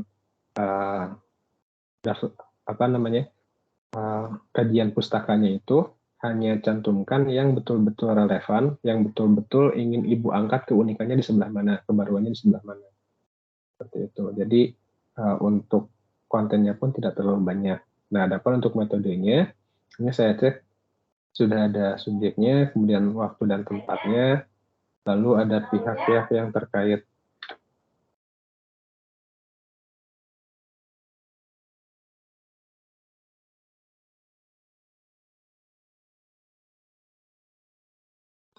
Ya, maaf Bapak Ibu, ada gangguan sebentar.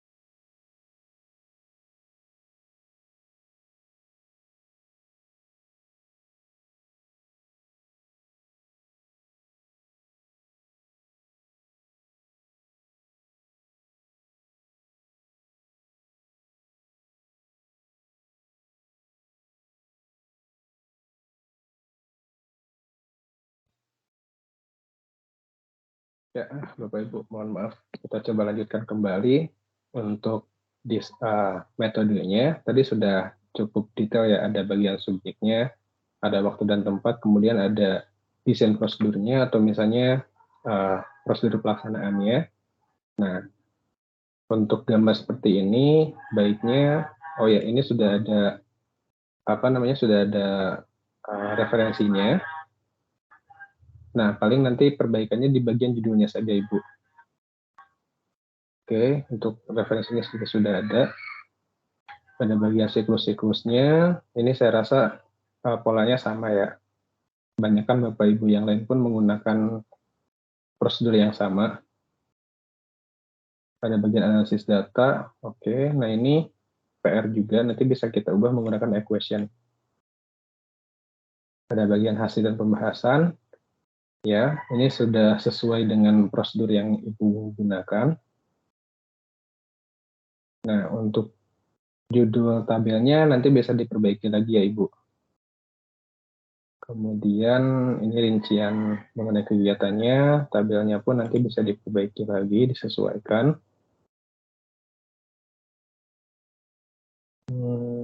Oke.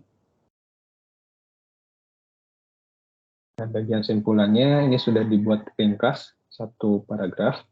Kemudian bagian sarannya juga sama ya, sudah spesifik terhadap guru. Nah, bagian pustakanya. Oke. Nah, ini masih belum lengkap ya Ibu. Nanti tinggal ditambahkan juga untuk referensi yang dimuat dari artikel ilmiah. Karena memang sebetulnya hal tersebut agak sedikit menyulitkan dan memberatkan mahasiswa, khususnya penulis untuk karya ilmiah ini. Tapi karena itu merupakan salah satu syarat administratif, jadi mau nggak mau nanti kita coba mengutip minimalnya 5 artikel tadi. Tapi bagi Bapak Ibu yang sudah mengutip dari jumlah minimal referensi yang ditentukan, itu sudah bagus juga. Oke, kita coba cek marginnya. Nah, ini ada lebih ya, Ibu. Jadi nanti marginnya bisa disesuaikan saja. Misalnya bagian atasnya 2,54, bawahnya juga sama, kirinya 254, ini 254. Jadi semuanya kita buat marginnya sama. Nah, tentunya ini akan berpengaruh kepada jumlah halaman, tapi karena ya memang panduannya seperti itu, jadi kita coba mengikuti panduannya saja. Oke, dari Ibu Rusma barangkali ada pertanyaan, atau mungkin dari Bapak Ibu yang lain?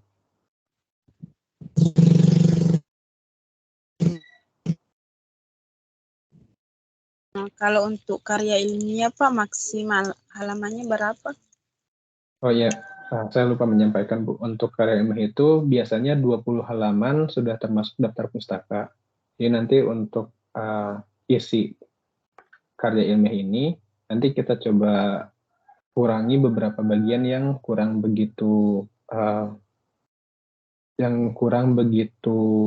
prioritas untuk disampaikan ya Ibu. Jadi nanti kita coba hilangkan bagian-bagian yang yang sifatnya seperti tadi teori mendasar mengenai definisi belajar atau definisi mengenai motivasi siswa ataupun yang lain-lainnya. Jadi kita bisa fokuskan terhadap tema ataupun kebaruan yang Ibu ingin tonjolkan pada artikelnya.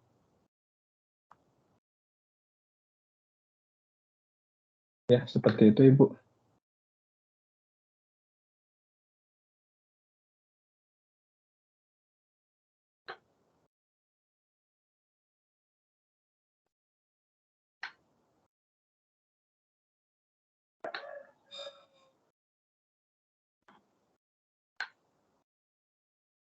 Oke, barangkali tidak ada pertanyaan lain, ataupun jika ada pertanyaan menyusul, nanti bisa kabari saya di WhatsApp saja ya Bapak Ibu. Bisa dicantumkan, maksudnya bisa disampaikan di grup untuk kita jadikan diskusi bersama, ataupun bisa kabari saya secara personal atau japri ke saya. Nah, lalu ada ini hasil pekerjaan Ibu Misbawati. Bu Misbawati tidak hadir ya? Oke, nah, kita coba hasil pengerjaan Bapak Ibu yang sudah diupload ke e-learning-nya, ke tugas keempat. Nah, jadi untuk Bapak Ibu yang sudah melaksanakan tugas 4-nya, misalnya tadi Bu Dewa saya cek sudah sesuai format, sudah sesuai struktur ketentuannya, bisa Ibu langsung upload ke sini, ke tugas keempat. Nah, contohnya di sini kita punya Ibu Suharni dan Pak Islahul.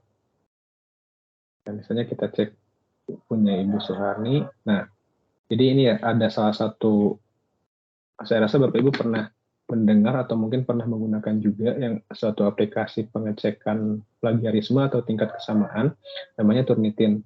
Nah, kebetulan untuk tugas 4 ini sudah sinkron dengan Turnitin. Jadi ketika Bapak Ibu mengupload tugasnya, itu langsung terdeteksi oleh Turnitin.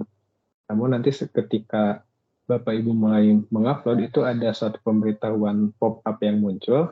Nah, itu diklik saja setuju agar nanti tugas 4 yang Bapak Ibu kumpulkan atau artikel yang Bapak Ibu kerjakan itu langsung diperiksa oleh Turnitin. Oke, nah ini hasil tugas 4-nya Bu Suharni, kita coba cek. Nah, setelah Bapak Ibu mengumpulkan, biasanya kurang dari 1 jam, ketika servernya tidak penuh, itu akan muncul hasilnya. Ada berapa persen kesamaan atau tingkat plagiasinya. Nah, namun ada beberapa rumor yang mengatakan khawatirnya, sebelum ke sana, untuk tugas 4 ini bisa kita kerjakan berulang kali. Misalnya Bapak Ibu ketika pertama kali mengupload, terdapat tingkat kesamaannya itu mencapai 60% atau di atas 30% lah istilahnya ya. di atas 30%, maka Bapak Ibu bisa memperbaiki tugas keempatnya, sehingga nanti Bapak Ibu bisa menurunkan tingkat kesamaannya. Nah, ini tampilan sederhananya. Lalu Bapak Ibu misalnya ingin mengetahui berapa persen, sebetulnya untuk persentasenya sudah muncul di bagian e-learning-nya ya.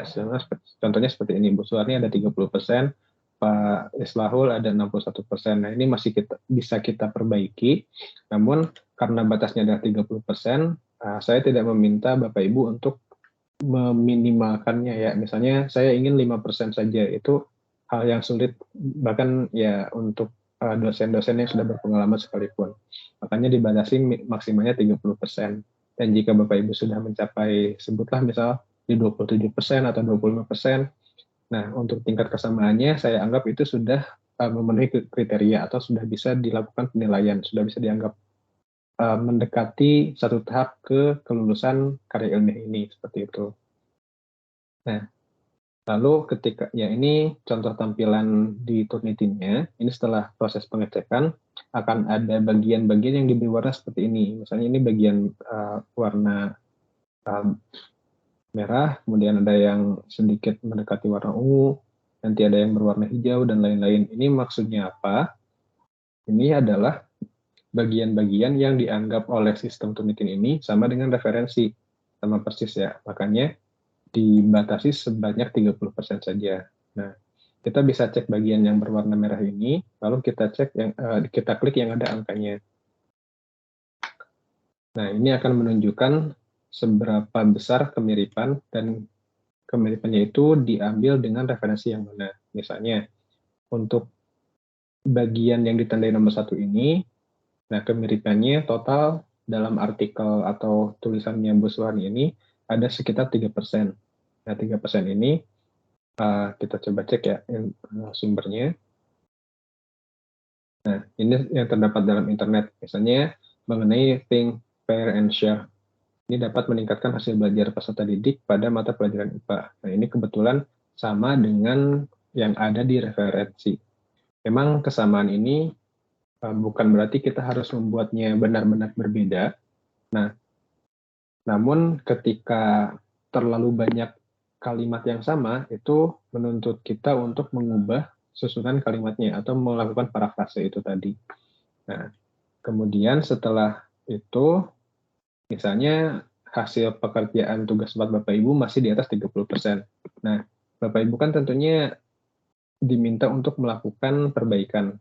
Contohnya seperti ini, Bapak Ibu buat tampilannya seperti ini bisa kita klik yang tadi ya, yang bagian merah ini, kemudian kita cek yang ada angkanya, tingkat atau persentase kemiripannya, lalu kita bisa download, kita bisa unduh bagian yang seperti roda gigi ini. Gambar roda gigi ini biasanya di HP itu simbol untuk setting atau pengaturan. Kita download, nah kita pilih yang paling atas tampilan saat ini. Nah, ketika nanti sudah di-download, kita akan menemukan tampilan yang sama. Kemudian kita juga bisa mengecek di referensi mana tulisan kita itu masih mengalami kemiripan atau kesamaan.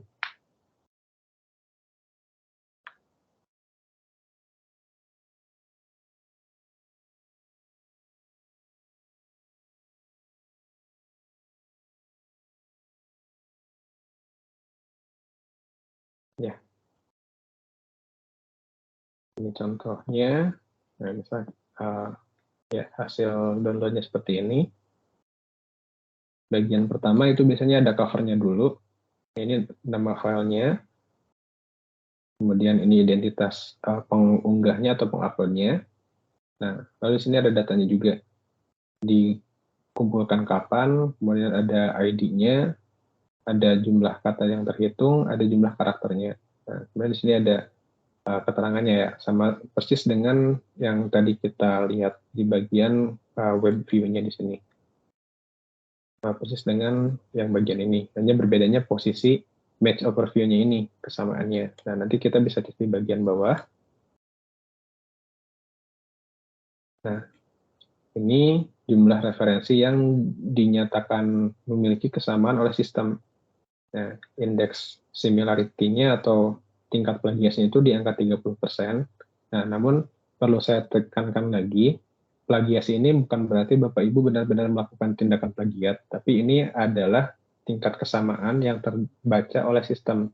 Nah, jadi mengapa kita batasi sebagai 30%? Karena ketika kesamaannya itu lebih dari 30%, maka karya yang kita tulis atau karya yang kita hasilkan itu bisa digolongkan sebagai karya yang bersifat bersifat plagiat. Dan jika tingkat kesamaannya di bawah 30%, nah itu masih ada dalam ranah atau dalam wilayah aman seperti itu. Nah, ini ada beberapa sumbernya. Yang pertama itu, yang angka 1 ini diambil dari referensi ini. Kemudian yang keduanya dari UIN Suska. Kemudian ada beberapa artikel dari UPI misalnya, dari UNY. Kemudian dari Untan, nah dari UIN Wali Songo. Nah, ini saya rasa ini bisa kita cek ya.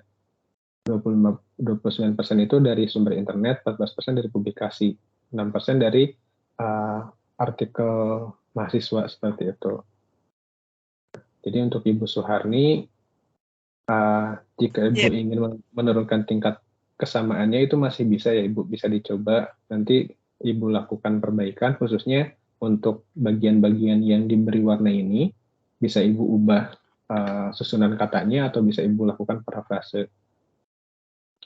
Iya, Pak. Ya. Nah, kemudian ya itu tadi baiknya ketika Bapak Ibu mengupload kemudian mendapatkan hasil pengecekan kesamaan atau tingkat plagiarismenya itu langsung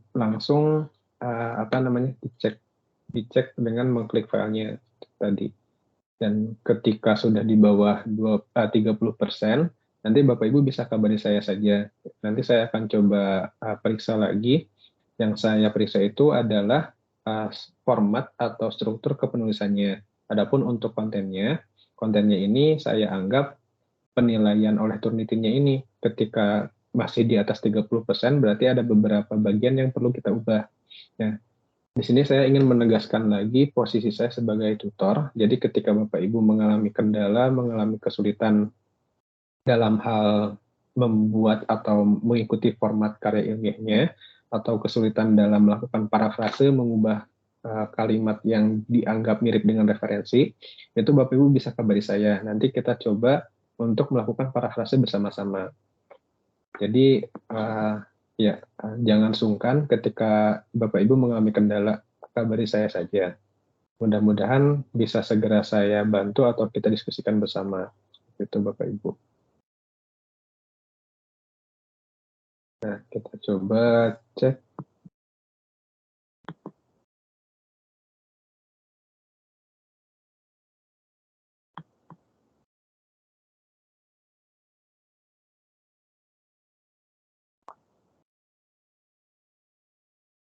Oke, kalau dari format saya rasa masih ada dalam ranah aman, tapi ada baiknya untuk bagian-bagian yang berwarnanya bisa bisa diperbaiki lagi ya Ibu. Ya, Pak.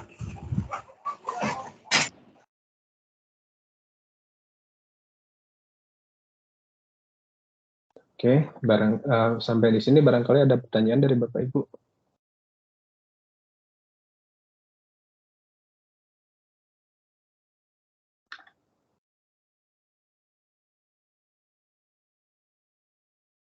Jika tidak ada, ini kita coba review salah satu tugas lainnya dari Pak Islahul.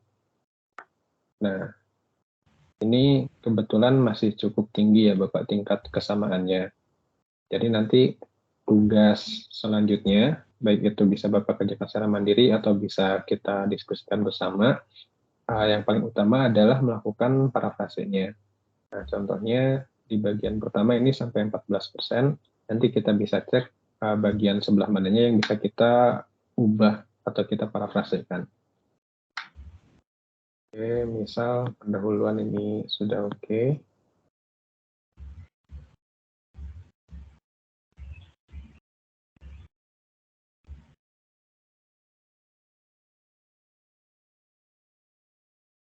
Nah, misalnya untuk kalimat ini ya, Bapak.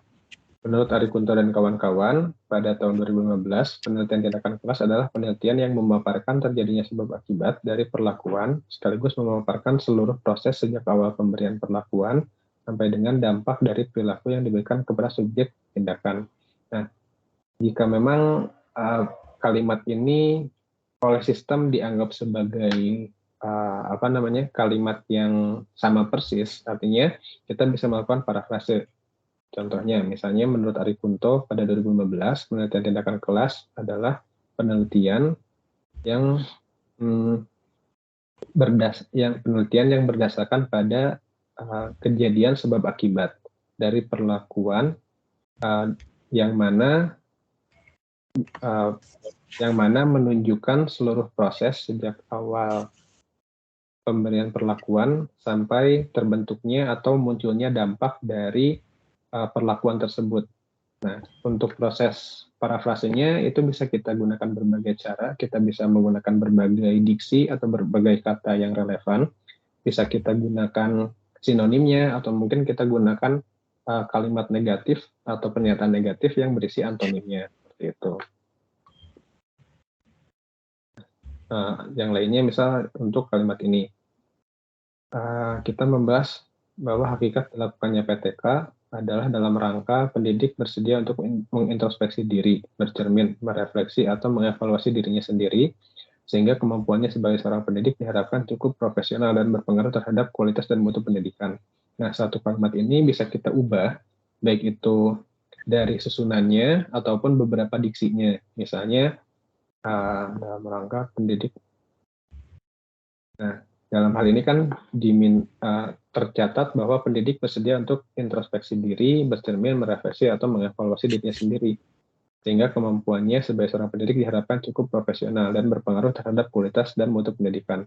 Misalnya ini kita ubah bahwa tujuan dilakukannya PTK itu adalah salah satu upaya pendidik untuk mencapai tingkat profesional yang untuk meraih tingkat profesional dan meningkatkan kualitas serta mutu pendidikannya dengan cara melakukan introspeksi, refleksi, bercermin, atau mengevaluasi diri sendirinya. Jadi kita bisa ubah susunannya, atau misalnya kita ubah beberapa bagian kata atau katanya menggunakan sinonim atau menggunakan antonimnya, seperti itu.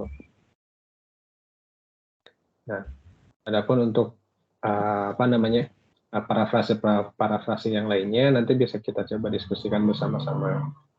Karena memang salah satu kendala terbesar dalam menulis artikel itu adalah parafrase dari referensi yang kita kutip.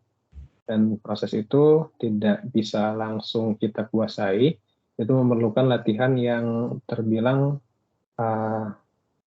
harus sering-sering berlatih lah ya, istilahnya seperti itu. Ya. Itu contoh yang lainnya ya. Barangkali sampai di sini dari Bapak Ibu ada yang ingin ditanyakan? Setelah diperbaiki parafrasenya Pak, itu yang plagiat itu di-upload ulang ya di aktivitas 11 itu? Iya, betul Pak. Setelah diperbaiki nanti di-upload ulang, kemudian beberapa saat, biasanya sih kurang dari 1 jam, nanti akan muncul berapa tingkat kesamaannya. Makasih banyak Pak. Ya, sama-sama Pak. Ya, oke. Untuk informasi tambahan, memang ada beberapa rumor yang menyatakan ketika kita terlalu sering mengupload di tugas 4 di aktivitas 11 itu, dikhawatirkan akan terjadi self plagiat. Artinya ketika karya tulis yang Bapak Ibu kumpulkan atau kumpulkan saat itu, dikhawatirkan akan dirujuk kepada karya tulis atau tugas yang Bapak Ibu kumpulkan sebelumnya, sehingga tingkat plagiasinya akan naik. Nah, namun sepemahaman saya hal tersebut tidak akan terjadi kecuali artikelnya sudah Bapak Ibu dipublikasikan. Misalnya contoh draft yang saya buat tadi ketika saya kumpulkan di tugas 4 Bapak Ibu, saya bisa menjamin bahwa tingkat plagiasinya akan di atas 70% karena sebelumnya artikel itu sudah pernah saya terbitkan. Nah, jadi untuk menghindari hal-hal yang kurang diinginkan atau dapat berpotensi menjadi kendala, kita coba batasi saja dalam 1 hari, maksimalnya kita melakukan 3 kali upload ya Bapak Ibu. Jadi misalnya ketika pagi Ibu melaksanakan perbaikan, hasilnya masih di atas 30%, kemudian saat itu Bapak Ibu punya waktu luang sehingga siang harinya masih bisa memperbaiki dan mengupload ulang, dan ternyata masih di atas 30% juga, maka kesempatan terakhir di hari itu adalah di malam harinya atau di sore harinya. Dan ketika sudah melaksanakan atau mengupload 3 kali, nah kita coba batasi saja keesokan harinya, baru kita bisa mengupload ulang seperti itu.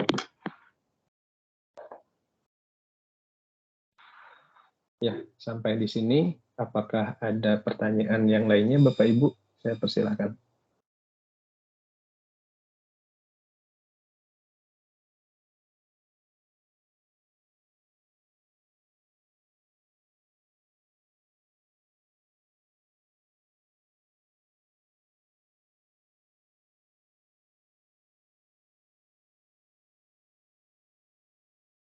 Ya, baik. Jika tidak ada pertanyaan, berhubung waktu pun sudah sore dan Bapak Ibu akan melaksanakan aktivitas yang lainnya, paling ketika ada pertanyaan menyusul nanti bisa kita coba diskusikan di grup WhatsApp. Pak, mau bertanya.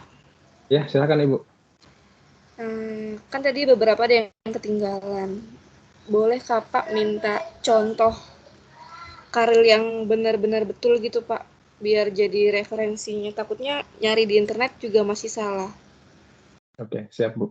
Nah, untuk referensinya, kebetulan saya ada salah satu tugas 4 mahasiswa karir semester lalu. Nanti saya coba kirimkan ke grup WhatsApp-nya ya Bapak Ibu. Mudah-mudahan itu bisa menjadi referensi bagi Bapak Ibu dalam menulis tugas 4-nya. Bagi Bapak Ibu yang belum belum membuat draft-nya.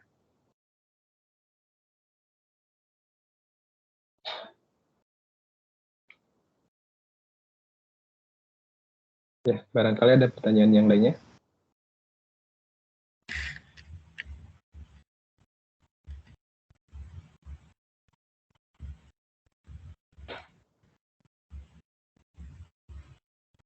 Mau tanya Pak.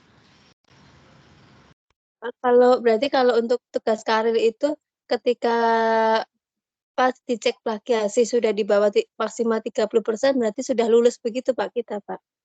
Atau bagaimana? Ya Bu, secara administratif itu belum benar-benar dinyatakan lulus karena nantinya akan ada penilaian yang saya lakukan. Nah, untuk aspek apa saja yang dinilai nanti bisa, jika memang dirasa perlu, nanti bisa saya bagikan ke Bapak Ibu ya. Tapi yang pasti yang menjadi syarat utamanya itu adalah tingkat plagiasinya di bawah 30%. Kemudian kesesuaian struktur atau format penulisannya dengan pedoman penulisan karya ilmiah yang ditetapkan oleh UT. Nah, jadi jika memang tingkat plagiasinya sudah di bawah 30%, kemudian struktur penulisannya itu sudah sesuai, misalnya dari penulisan judul, dari penulisan abstrak, penulisan metode, penulisan daftar pustakanya itu semuanya sudah sesuai, maka itu sudah bisa dilakukan penilaian. Nah, adapun yang menandakan lulus atau tidaknya itu dari nilai yang nanti Bapak Ibu peroleh. Sepengalaman saya tahun lalu, kalau tidak salah nilai di atas 75 itu baru bisa dianggap lulus. Nah, jadi selama kurang lebih ada waktu sampai tanggal 26 Juni nanti, karena kebetulan tugas 4 ini durasinya cukup lama ya Bapak Ibu. Jadi selama kurang lebih 3 pekan yang akan datang, mulai dari sekarang Bapak Ibu bisa mencoba menuntaskan tugasnya ini. Karena nanti jika memang selama kurun waktu tersebut Bapak Ibu dirasa sudah tugas 4-nya sudah layak dilakukan penilaian, namun Bapak Ibu masih merasa kurang dengan nilai yang didapatkan, itu seharusnya masih bisa dilakukan perbaikan. Iya Pak. Ya, begitu Ibu. Jadi intinya untuk sekarang Bapak Ibu berusaha untuk menyesuaikan format karya ilmiahnya, Kemudian yang kedua, berusaha untuk menurunkan atau membuat karya ilmiah dengan tingkat kesamaan atau tingkat plagiasi di bawah 30%. Yang paling utama dua itu dulu. Nanti ketika dua hal itu sudah terpenuhi, barulah kita bisa melakukan ke tahap selanjutnya.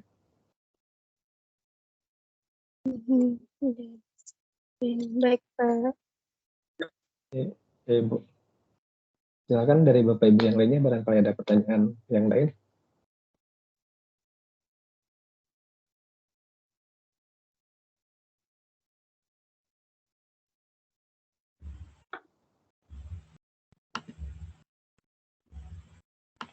Mohon maaf Pak, di tugas 4 ini apakah kita remove dia atau kita edit dia di pas penguploadan perbaikan para plagiat itu?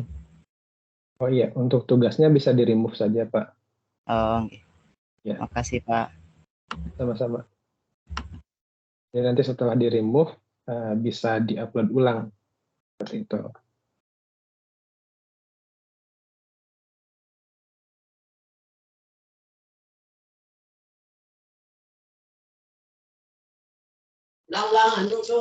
Izin Bapak. Kami bertanya. Ya, silakan Ibu. Untuk yang cek plagiasi bisa di-share Kak, Pak, linknya Pak? Itu langsung di tugas keempatnya, Bu. Oh, ada di tugas keempat ya Pak ya? Ya. Nah, tapi sebelum Ibu bisa mengupload ke tugas keempat, Ibu harus mengisi dulu judul artikel. Nah, yang ini ya, harus mengisi dulu judul, abstrak, dan kata kunci. Nah, di sini ketentuannya memang dimintanya adalah judul abstrak dan kata kunci yang sudah final. Artinya artikel yang sudah tidak ada perbaikan. Sehingga ketika Ibu mengisi ketiga komponen ini, tidak bisa diubah lagi, Bu. Makanya sebelumnya saya pernah meminta ke Bapak Ibu semua, sebelum mengupload tugas keempat, itu ada baiknya draft yang telah Bapak Ibu tulis dikirim dulu ke saya, agar saya bisa memastikan apakah judul abstrak dan kata kuncinya itu sudah sesuai atau belum. Dan apabila memang dari Bapak Ibu ada yang sudah terlanjur mengisi judul abstrak dan kata kuncinya, itu sebetulnya tidak masalah. Karena nanti yang dinilai itu adalah yang Bapak Ibu kerjakan di tugas keempat. Begitu Bu. Setelah bagian ini diisi, maka nanti tugas keempat pun bisa Bapak Ibu kerjakan, bisa mengumpulkan tugasnya di sana, dan jika memang servernya tidak penuh, kurang dari 1 jam, itu tingkat plagiasinya akan langsung muncul, Bu. Baik, terima kasih Pak. Ya, sama-sama Ibu.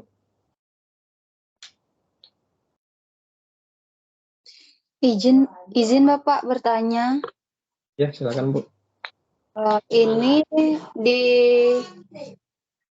di bawah tugas 4 itu kan ada tugas lembar pernyataan bebas plagiasi itu Bapak. Kita mengupload lembar itu setelah dinyatakan plagiasi di bawah 30%, apa boleh langsung diupload itu?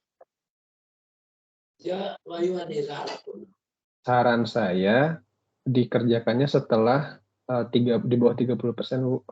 Karena terakhir saya cek semester lalu itu, di sana diminta menuliskan judul artikelnya ya, kalau tidak salah. Kita coba cek bersama saja, Bu. Nah, ini ada lembarnya ya.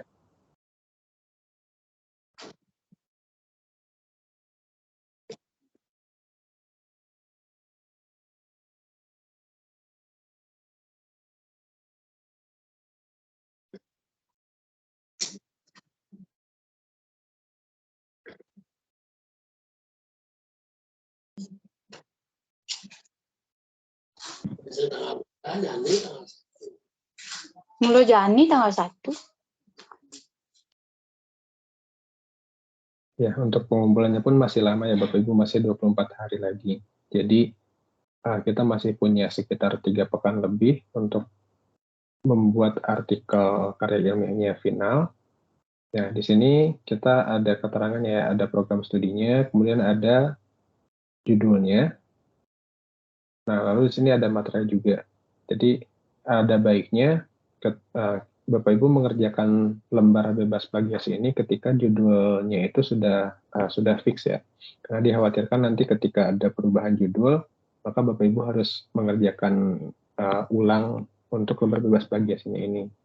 Belum lagi jika sudah ditandatangan di atas materai ini harus diulang juga. Jadi dikhawatirkan nantinya akan mubazir ya seperti itu.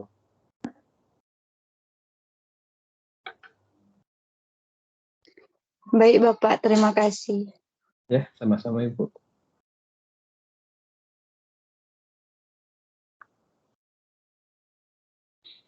Oh ya, untuk web ini sifatnya yang wajib kita laksanakan itu ada 4. Tapi jika kedepannya Bapak Ibu memerlukan bimbingan secara webinar seperti ini, Bapak Ibu boleh mengajukan web tambahan ya. Dan itu sifatnya kondisional, bisa diikuti oleh semua mahasiswa di kelas 174 ini ataupun oleh beberapa mahasiswa saja. Yang pasti jika memang benar-benar diperlukan tutorial webinar seperti ini, baik itu dalam maksud misalnya tutorial untuk melakukan parafrase seperti apa atau untuk mengupload tugas tempatnya seperti apa, nanti Bapak Ibu bisa ajukan saja. Dan jika dirasa bertanya melalui grup ataupun secara pribadi kepada saya, itu pun boleh-boleh saja.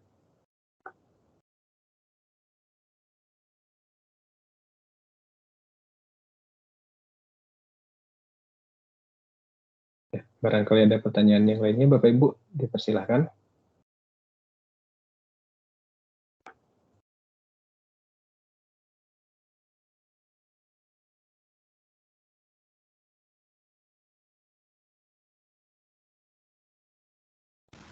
Pak, maaf mau bertanya lagi. Boleh Bu. Ini kan kita sudah, nanti kan sebelum upload karilnya di e-learning kan tanya dulu ke Bapak. Apa kita upload di e-learning aja, apa nanti ada selanjutnya kita upload di laman juga Pak? Nah ya Bu, untuk pengumpulan tugas akhir di 2 semester yang lalu itu memang ketika karya ilmiahnya sudah fix, sudah final, itu mahasiswa diminta untuk mengupload di laman yang lain. Kalau nggak salah namanya itu Karel UT ya, saya agak lupa juga. Nah, tapi di semester lalu itu tugas karya ilmiahnya ini hanya dikumpulkan di e-learning-nya Bu.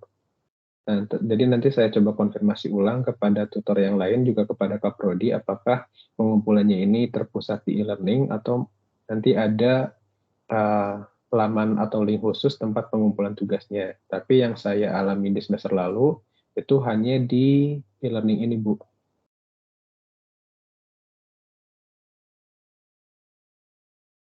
Baik, makasih Pak. Berarti Ya, kemarin kan sama-sama. sebelumnya kan saya sudah upload yang pertanyaan yang sebelum tugas 4 ini Pak, yang Ada diskusi ya, Bu? Iya, yang mana ya, judul tuh apa? Oh iya. Ya, Judul Bu. abstrak itu kan sudah saya kerjakan Pak, tapi tanpa tanya ke Bapak. Itu nggak apa ya Pak ya? Nggak apa-apa, Bu. Kalau memang sudah diisi ya nggak apa-apa. Tinggal lanjut ke tugas keempatnya saja. Baik. Makasih Pak. Ya, sama-sama, Ibu.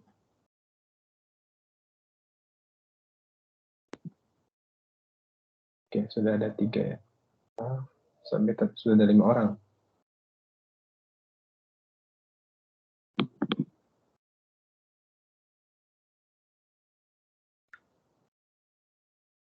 Oke, sip.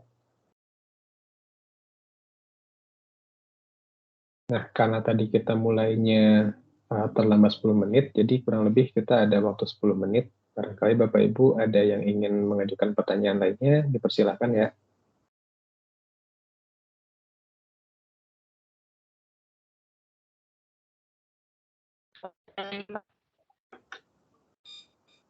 Ya, silakan Ibu.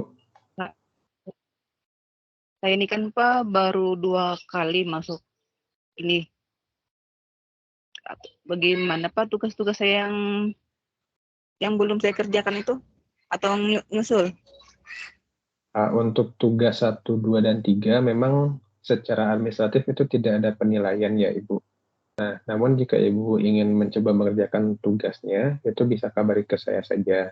Karena ini kesepakatan saya dengan mahasiswa yang lain, termasuk mahasiswa di kelas 174, juga nanti bisa kita sepakati bersama ya Ibu, bahwa untuk tugas 1, 2, dan 3 itu, meskipun tidak ada penilaian, itu bisa jadi nanti saya berikan penilaian tambahan jika tugas 4-nya ada beberapa hal yang ibaratnya masih ada kekurangan, sehingga disempurnakan oleh tugas 1, 2, dan 3.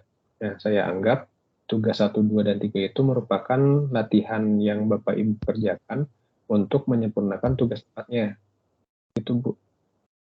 Oh ya, nggih. Makasih, Pak. Ya, sama-sama Ibu. Jadi sebetulnya meskipun tugas 1, 2, 3 tidak dikerjakan itu tidak berpengaruh terhadap penilaian tugas 4. Namun jika Bapak Ibu ingin mencoba mengerjakan, tentunya itu akan menjadi nilai plus karena Bapak Ibu telah berusaha yang pertama mengerjakan tugasnya ataupun berusaha berlatih untuk nantinya bisa Bapak Ibu terapkan di tugas keempat, seperti itu.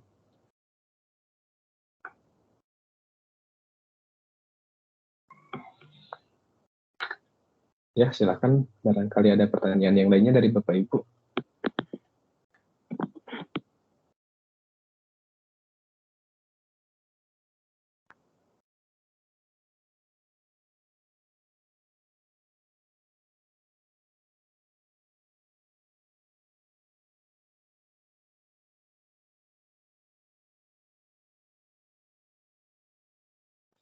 Baik, jika dirasa cukup, pertanyaan menyusul mungkin nanti bisa disampaikan di grup chat WhatsApp ataupun bisa disampaikan secara personal ke saya. Nah, untuk pertemuan kali ini, karena dirasa sudah cukup sore juga ya bagi Bapak Ibu, jadi saya cukupkan sampai di sini. Mudah-mudahan apa yang kita bahas kali ini bisa sedikit memberikan pencerahan ataupun bisa dapat Bapak Ibu pahami sehingga dapat membantu kita khususnya dalam mengerjakan tugas keempat ini. Saya juga mengucapkan terima kasih atas kesediaan Bapak Ibu mengikuti web keempat kali ini. Mudah-mudahan dengan adanya web keempat ini bisa membantu Bapak Ibu juga membantu saya dalam mengerjakan tugas keempat. Nah, kemudian saya pun meminta maaf apabila ada pernyataan ataupun sikap saya yang tidak berkenan bagi Bapak Ibu. Lalu, ya, untuk kegiatan kali ini saya cukupkan dulu sampai di sini. Terima kasih banyak sekali lagi saya sampaikan. Ya, saya tutup saja ya Bapak Ibu. Terima kasih. Selamat sore untuk Bapak Ibu semuanya. Wassalamualaikum warahmatullahi wabarakatuh. Waalaikumsalam warahmatullahi wabarakatuh. Pak, terima kasih. Ya, sama-sama Bapak Ibu. Tetap semangat ya Bapak Ibu. Terima kasih Pak, sampai sore.